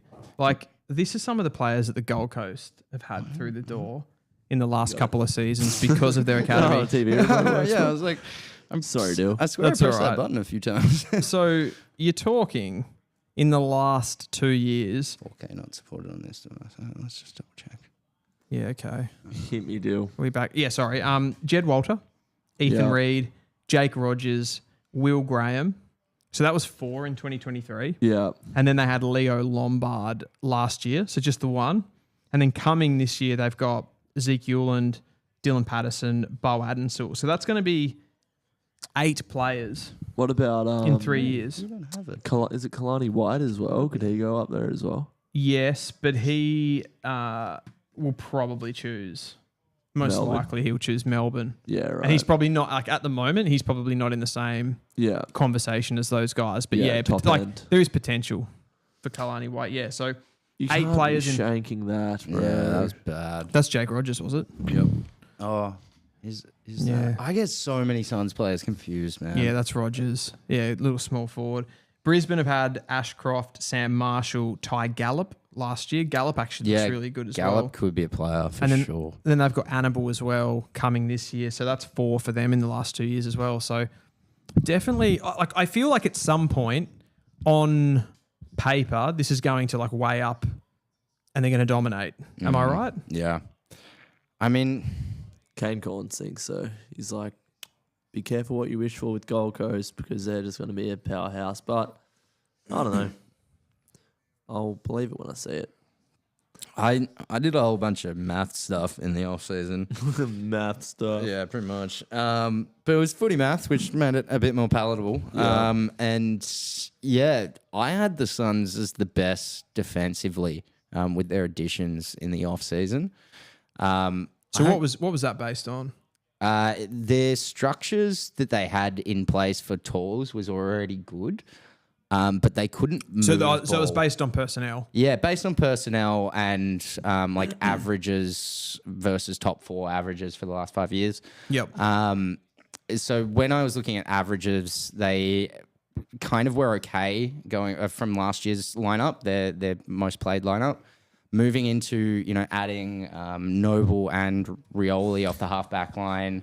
Yeah. Moving Flanders out of that position entirely. They've had a huge upgrade there because they were running the last few seasons off halfback. They've been running guys like Ratkins, Rory Atkins, these types of names. There was another guy I remember. He was really fantasy relevant for like. McPherson. Oh, McPherson was one. He's another one. There's actually another one again. I remember. I can't think of his name, but yeah. Really, they've been running like a lot of VFL standard guys off halfback to get Rioli, to get Noble.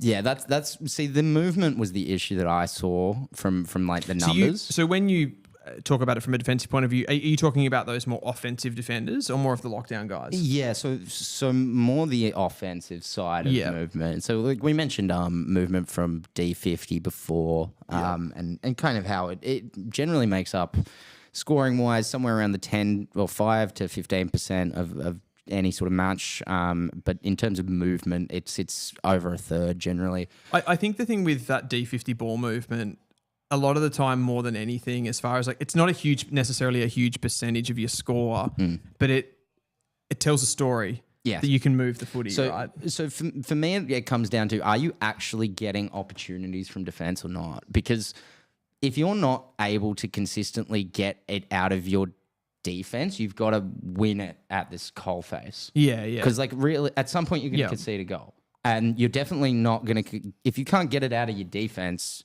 if the opposition misses, you've got it at the last place you want it. Well, I think a good thing that David King often says, it's like you have across your like turnovers and your clearances and all of that sort of stuff. You basically like every one of those is an opportunity to score, right? Yeah. So it doesn't necessarily matter. Dagger. Big goal. Bang. It's probably, unfortunately, game over for the He missed Suns. it. Was it a point? Yeah, he missed That it. was good. I think this game's done. 6 No, goals. it's back on now. 6 goals means it's like possible, but like This is Freo numbers from Gold. Like, this is genuinely Freo St Kilda levels here. yeah, it's not far off. Like, genuinely on the scoreboard. Actually, you're right. It's almost exactly the same. Yeah. Numbers. Yeah. So I mean, I think you were mentioning movement chains before. There's like on average like 200 or so chains in a match. Yep. Of that, you're roughly, if you're playing pretty well, you want to be getting about a third of those to be effective, and a scoring chain. Yep. Yeah, I think it's around 27%. Yeah, about that. So that's kind of where it's not the be all and end all. And honestly, it's going to be like, if you're talking about defensive half scoring, D50, where it comes from, that sort of thing, you're going to do better from defensive half than D50, don't get me wrong. So like in some regards, just get it out of the defense, right? Like in some regards, get it to the wing, get it over the line, get a stoppage throw in. Doesn't matter whether it's forward half or back half. You've got a better chance at getting it into your forward line from there. So, like, movement is a big question in footy, and coaches will say a fair bit about it in terms of it. It's how you want to move the ball, what your goals are, and 6 goals from defense is pretty achievable. Even if like the Suns were on the back foot for the rest of the match, which they can probably be, I mean, most good teams would have close to 6 opportunities to score from their defensive half to D50 in any given quarter. So games still are possible, but I mean, numbers aren't really looking in their favour. No, I think the thing that you got to consider in this game too is those are off. Those things are off averages, and then this game's like pissing wet. Yeah, exactly. Yeah, just from the eye test, they've just been like spamming the handball game. Yeah. And it's tough. It's just not clean. Like, What's funny about that? They're actually, the Gold Coast are really low overall on the list of handballing teams. So they don't handball a lot. They're more of like a direct team. Yep. Sort of a kick long contest team. I think I had the numbers on that. Oh, that was bad. Like Gold Coast have so far in the season, and it's limited data, and they've had some big wins. So it's sort of hard. I think they've had a fairly soft draw too. Very. But they're like clearly the number one forward half team. Yeah. They win clearance and then get the ball locked in. I missed it. But yeah, ranked in the competition. Okay, so like for overall handballs, they're ranked 7. So they are top half. That was a little higher than I thought. But yeah, they're more of that at the moment. The model that the Gold Coast are playing are less of that ball movement game, more of a clearance contest. I mean, this is something I've had discussions with other people. Liam Crowhurst, who made the retention and threat stat. But I'm of the opinion, and Liam kind of supports it, that the main thing of the 9/10 of footy is having the ball. Like the vast majority of football is you've got your hands on the ball and you're doing something. That's how you score. That's how you do everything. So 9/10 of the footy is just having it in the first place. If you're going to go to those 50-50 contests, you need to have it. Like, you can't actually lose those contests. That's half the battle. And when you're kind of in a game like this where it's really hard to control any contest, let alone, one-on-ones, you might slip a tackle. You might not hit the pass, all those sort of things, these matches. These sort of slippery matches, you're going to have much reduced numbers across the board in terms of efficiency. And, it probably means that you call this at this point. This game's probably over. Yeah. But it's kind of what you're saying, though. Like, it gets me thinking about watching the North game the other night against the Bombers. And, like, you've got to remember, too, like, contextually in that game, North had Tristan Sherry in the ruck. He dominated Todd Goldstein. So we had such an advantage in that game. Just straight away anyway. Like, we were getting our hands on the ball in that game so often. I think those, like those what would you call them? Like pre-clearance turnovers. Like, there was a couple of times, like Sheasel, he came like running in off the half-back flank, gets a handball receive, just scuffs the kick. Yeah, okay. Like, and I'm not just completely blaming this on Sheasel, but there's a number of guys that carry the ball for us that it's just like, there's just so many errors. And I look at some of those like really good teams, like look at what Zorko did last year, right? As a guy that could sort of execute that really difficult kick. They're almost playing like, when you watch NFL and you sort of think that the team that ends up winning the Super Bowl, it's the team that makes the least amount of mistakes on offense. Yep. Largely. I think that's where those moments, and like AFL sort of getting to that point where you have these contests, you win the contest, and if you can execute from there, you win the game essentially. Yeah, in a lot of regards. I mean, for me, a lot of my thought is like, how long is your chain? Because if you've got longer chains, you're probably going to win. Like, it's almost that simple. Okay. Like, again, we come back to the idea of possession is when you say wait, break longer chain down there. So do you mean deeper in the field, or do you mean the more longer you retain a chain? So more possessions in a chain. More possessions in a chain. So that's handball then.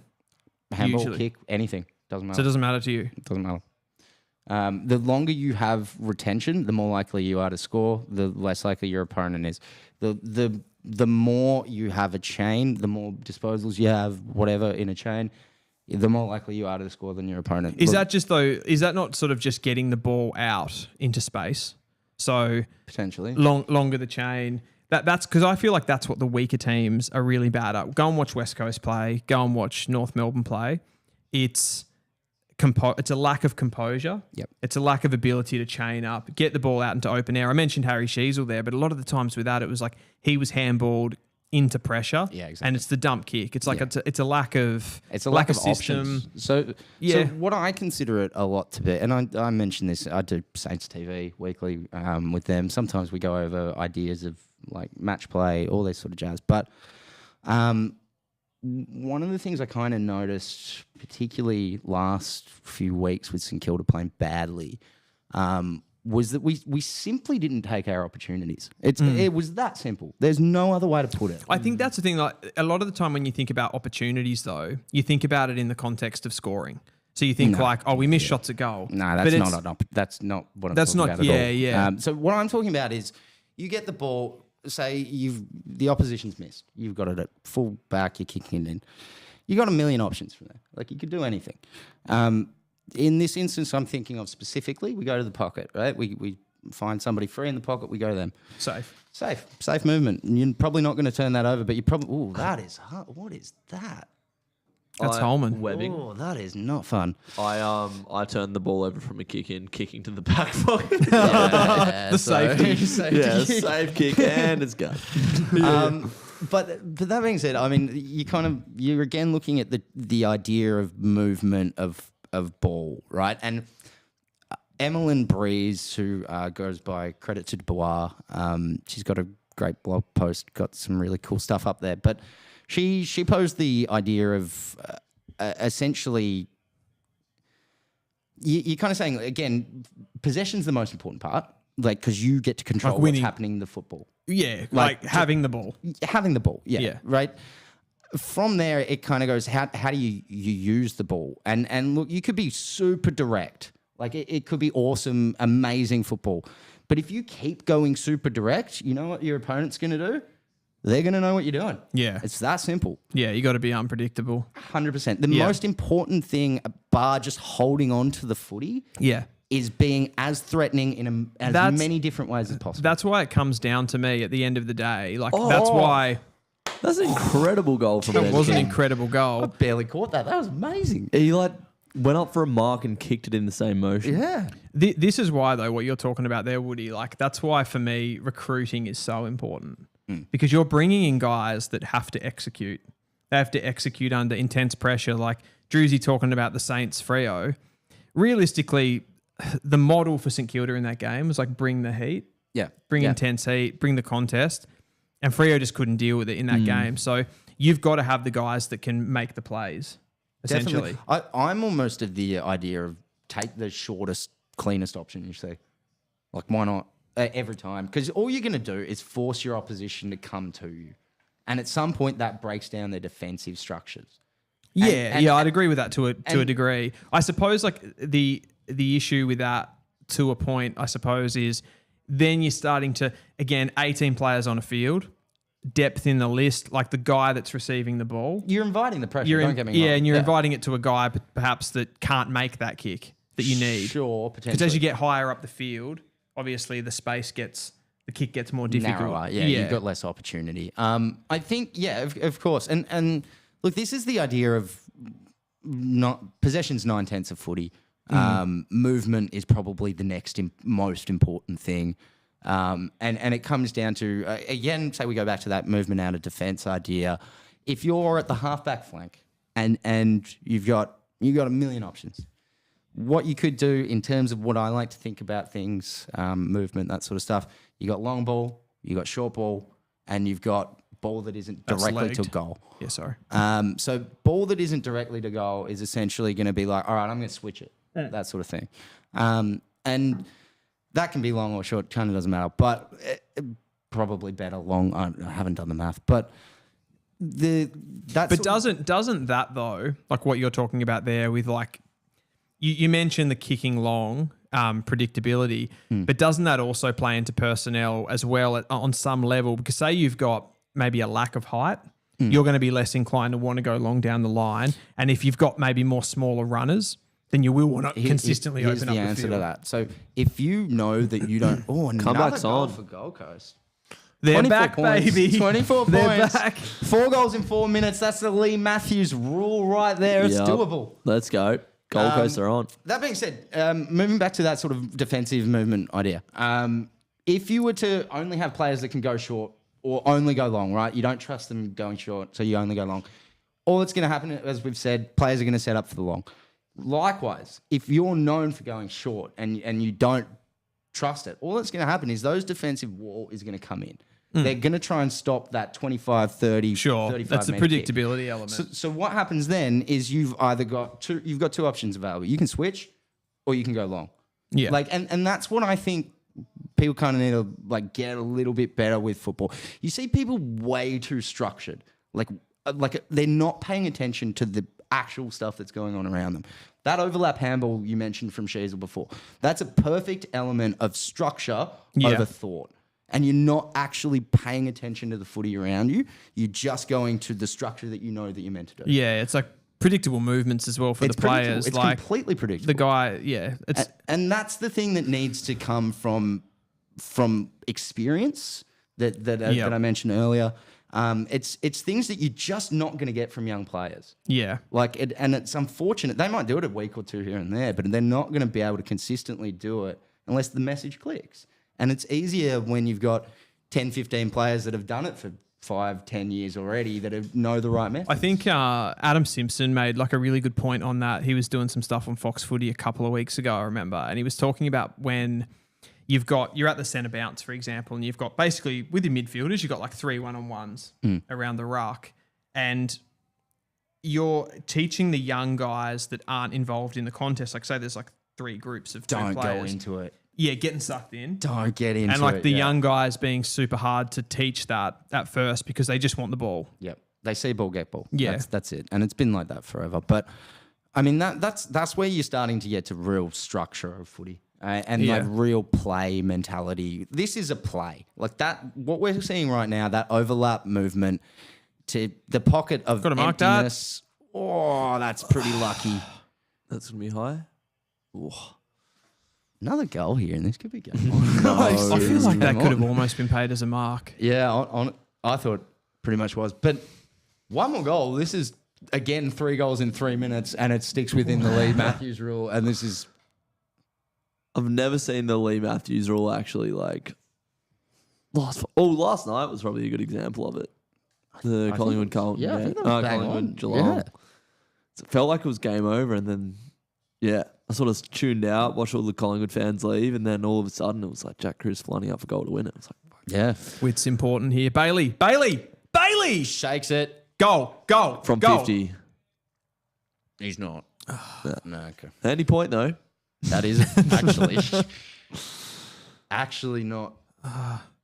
He's a powerful man. You feel for Jack Crisp last night. Would have been such a fairy tale ending. Breaking Steinsy's record and getting the match winner. Jeez. But at that point of the game, it just would have been so gassed. Like, Yeah. yeah. I can't believe they got back into it, Yeah, no, to be right. honest, like from where it was. I mean, I thought they actually, to be honest, I thought they kind of were the better team over the entire game. Yeah. Doesn't mean that's a bad win for Geelong. Like, you can win ugly. Yeah, definitely. Looked more threatening. See, that's a threatening pass. Dang, they're out. This is going to come back. Well, this is either long or 45. Ashcroft will hold on to this ball for too long. He always does that. Interesting. Yeah, They're just controlling the ball though, aren't they? Yeah. I mean, at this point, it's like they don't need to move forward. This is game. Like if they can, Well, that's true. if they yeah. can hold out 30, 40 seconds, that was odd. But yeah, if they can hold out a minute, this is game. Like, I think it's game anyway. Game and set. It is Game, set, and match. So, okay, guys. Freo, Port Adelaide, Carlton. I think Freo, what was it, 61? Port Adelaide, 90. Carlton, 50. What are we talking? yeah, Losses. Oh, Hey? They lost this week. Freo, Port Adelaide, Carlton. Oh, losing margin. yeah. Well, like, just, I guess, worst loss. Who had the worst? Freos. That was like our worst loss in our history. I don't know, Ports is Port was stink. pretty bad. Yeah. Yeah. But I don't know, like that was genuinely like the worst Freo loss. I don't like Carlton. They Would you never feel play well. similar, though, if you're a Port fan? Yeah, but like genuinely statistically, Freo's was It was one of their worst. One of the all worst time. losses Yeah. in our club's history. I think, to be fair, Is I don't it the think- worst loss you've ever had? 60 points. it's not the margin. the statistics around it were Oh, so okay, incredible okay. that like it's like probably one of their clearances, worst. contested possessions, first half scoring. Yeah, first You only had hands, 7 everything. points at the half, yeah? Yeah.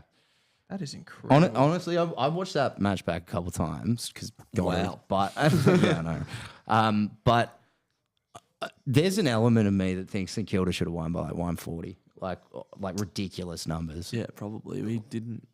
Like we didn't score at all. In We the couldn't first get the half. ball past the halfway mark for like 90% of the game. Yeah. It wasn't competitive No, at all. it wasn't. And like, you look at possession numbers. St Kilda had 57% of possession. That's one of the. I think that's the highest number. That's the highest number I've seen all year. I don't know if So is it like St Kilda versus Freo and then in dispute type thing? Yeah, Is yeah. that- Yeah, exactly. So usually teams are sitting in the 30s. Yeah. 37's kind of not a great match. 45's pretty damn good. 57's absurd. Like absurd numbers. Yeah.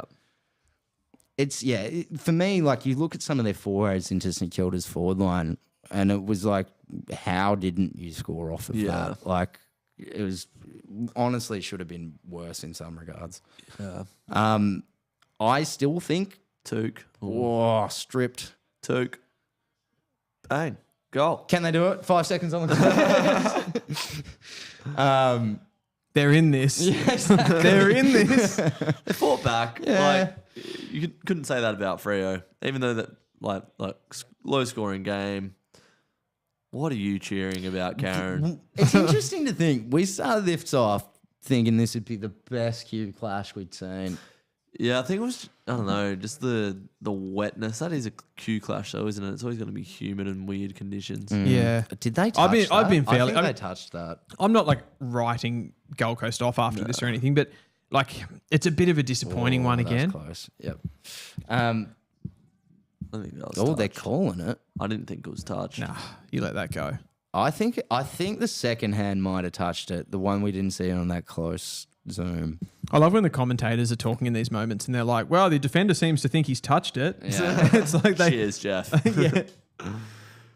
Who do you think was the worst loss this round, Dylan? Was it not Carlton?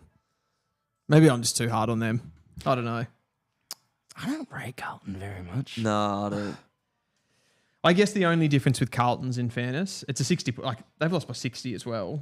They've lost to an Adelaide side that's pretty good at home this season, aren't they? Like they've travelled, I suppose. But then again, Freo have travelled as well, haven't they? They've come to Marvel. So I don't know. It's kind of hard to go past. But if you said which of these losses was the worst coming into the season, I think Port Adelaide, 90 points against the Dogs. I mean, most people had written the Dogs off. I was not sure they'd make finals this year. So The Dogs. I was hot on what they could do. I was worried when after their players, like the Bonts and the Trelaws and the Waitmans were all out, but they're getting those guys back and they've already banked wins. Yeah. That's it. Yeah. How far's Trelaw off? He can't be too far. I think he 2 was weeks. available this week. Yeah. Okay. True. Yeah. Yeah. I saw them mention him on the broadcast, and I was like, oh, that's not good. They're gonna get more of him Yeah. back. Good news with Darcy as well. Not doing That is something true. crazy. It does look like he's gonna be out for the season. No, Trelaw though. played. Oh, did he? Yeah. I didn't watch this game, but Trelaw played. He had 27 and 1. There I you mean, I go. didn't watch it closely, but yeah, okay, fair Yep. enough. Yeah. Sam Darcy's out. Out for the season. Is that confirmed? Oh, is he? I'm asking you, Woody. Yeah. You said he's out for the year. Yeah, no, that's what I've heard. Yeah. I thought it was like Yeah, I thought he'll it was get like if they make finals, he'll get in like the sort of back end. because I thought it was he basically avoided surgery, Yeah, which then gave him an opportunity to be able to play this season if he had gone for surgery. I Yeah. could be wrong. because I thought it was like ACL, and then it was like he's not done an ACL. No, it was bone fragments, wasn't Yeah, it? it was Yeah, pretty right. bad. I look, I could be wrong, but I remember hearing that they still thought he was going to be out for the year, despite the fact it wasn't as bad. Yeah, it as wouldn't they surprise thought. me. Jed Boslinger looked good. I don't know if I didn't watch the game yesterday. Got subbed out yesterday. Yeah, right. But he looks good in that GWS game. Game 1, he looked really good. I That's thought. a couple massive wins in a row. Just like beat GWS, pump Port by 90 points. Pumped us. Yeah. I mean, you go have a look at the. And Freo beat them. That's what I don't get about you guys. Tell me about it, brother. You're so good, then you're so bad. Yeah. Doesn't make sense. I do think we sometimes underplay the road trip. Yeah. I think you're seeing that. Like, I'm a big fan of what GWS do. I think you're seeing the fatigue that they're having from that double week in Adelaide. I think they had something like 3 away games in a row. They've been all over the show. Yeah. Essentially. And they're in like a really bad patch of form. Obviously, the Dogs come to Perth. Freo have their best win of the season, and then we went away for 2 weeks. Yeah, as well. you go away and it's poor form again. So I think there's a little bit of that in it as well. But I think most people would be like, the Dogs are 6th. Yep. I mean, that's pretty impressive. Gold Coast are still in the top 4, having played. They are a game short of the rest of us, remember? But that's So good. That's good. Yeah. maybe they get smashed in that game. You never know. Well, maybe. It's maybe. Essendon. yeah, actually. Good point. You don't usually hear that in the AFL. Like, they've got a game in hand. Yeah. It'll be like that could be the way the footy goes in the future. Like, to be honest, like we're gonna have a year of 19 teams at least, if not 2 to 3. Like, Top 3 disposals, Will Ashcroft and Levi Ashcroft, both in there. Both up Sign there. of things to come. They got the running game going. Quick power rankings. oh, we probably should. Quick one. Yeah, right. Quick one. Quick one. Drewsy's got to where run. the teams are. Like, All right. So I'm not even gonna remember all 18 teams. I want to do this as a quick, like, ruling teams out of the premiership race. Right. Yeah, as okay. well as a power rankings here. So I think it's hard to go past. They're not on top of the ladder. I think it's hard to go past Collingwood for their performances this season. The way that they've defended the ground, the new players that they've brought in, the ball movement, and even that game last night that they dropped. I think that I've said a few times, I think they were the better team.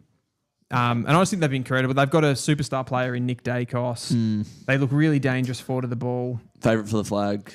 I think so. Yeah. I think at the moment look- They are the favourite in the bookies. Yeah. Oh, you're saying that? Yeah, okay. I thought that was a rhetorical question. So yeah, Collingwood number 1 for me. I'd have them number 2, but I mean, So who's number 1 then? just the Lions. Like, they unfortunate, like they still have issues that haven't got me convinced that they're going to win it. But I mean, as a general, they've 7-1 now. They're positive percentage. They've got 2 kids that just dominated this match. Like, yeah, they're number 1 for me. Collingwood number 2. Logan Morris didn't play this game, did he? I didn't see him. No. I don't think so. No. Like, he would have been great in this game compared to someone like they had Sam Day out. Yeah, Yeah. they are a bit of a machine at the moment. They just keep rolling on. Top 2. I would. Yeah. I haven't been. It's weird. I haven't been massively impressed by Brisbane's. I don't know. Maybe I'm just chatting shit here, but I'd probably go. Yeah. Collingwood. I suppose you've got to chuck Brisbane in there. They're the top seed. And then. God. Probably Cats. That next group's hard to pick. So we're going. You were Brisbane first. Brisbane, Collingwood. Collingwood, yeah. Yeah, and I'd be Collingwood, Brisbane. I think after that, I'm looking at probably the Dogs. I know they're pumping teams. But when you compare it to the performance of your own team, I don't know. You just sort of go like, they're gettable. The reason I like the Dogs is, as we mentioned, they've got a lot of people to come back. I also think Hawthorn's probably slipped despite their positioning. I'm not sure I fully trust the Cats despite they just never fall off. Yeah, I feel like the Cats will be there at the end. If they go on like grand final, I reckon I would go Collingwood, Geelong, Brisbane, Hawthorn. That'd be my top 4. For me, I'd throw, like, I wouldn't throw the Dogs in the top 4, but I'd have them just outside. And I just think the ambush is a bit real here.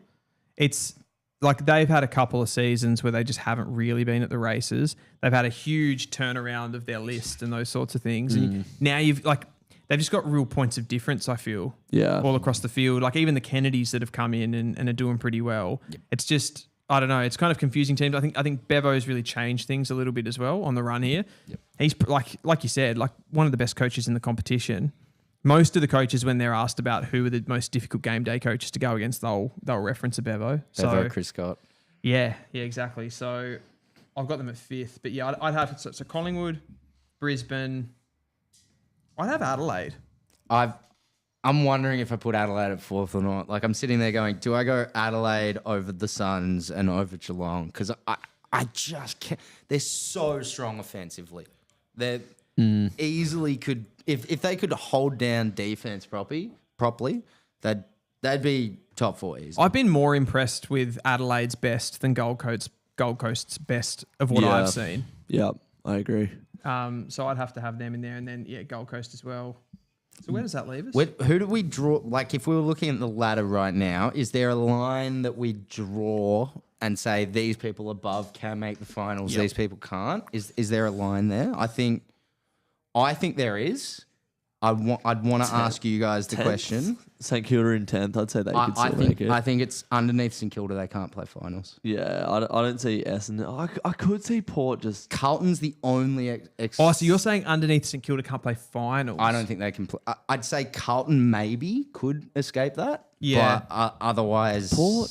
Yeah, I don't think Could so. Port just sneakily just get up, just do what they always do? I don't trust Port at all. I think Port are completely cooked this year. Completely done. Really? Yeah. I wouldn't give it to them. They were done before the season started. You don't sack your coach before the season starts and not appoint a new one and say, "Oh no, it's all gonna run smooth for a year." It's not happening. I feel like there's under Hinkley too. Like there was serious papering over the cracks going on there with their outside their midfield. Like their midfield's great. Yeah. Butters, Horn-Francis. Defense is shocking. Yeah. Key forwards have fallen off a cliff. Yeah. And like they're essentially relying on, they George really Yardies, Willie Rioli. like a Joe Berry to do it for a I'd small say forward. it's just Willie Rioli and George Yardies. I wouldn't say anybody else. Yeah. I'd have to agree with that. I think probably the 2 out of the 8 that you'd probably put the most stock in would be Carlton Sydney that could make a play for the finals. I don't see Sydney at all doing it. Yeah. I think that's fair too. They could all get a run on though. Early days. They could, yeah. Sydney's definitely got the talent to do it. I just don't see them doing the things required right now. To get there. I would rule, so like Carlton and Sydney, I'd rule them out of the premiership race.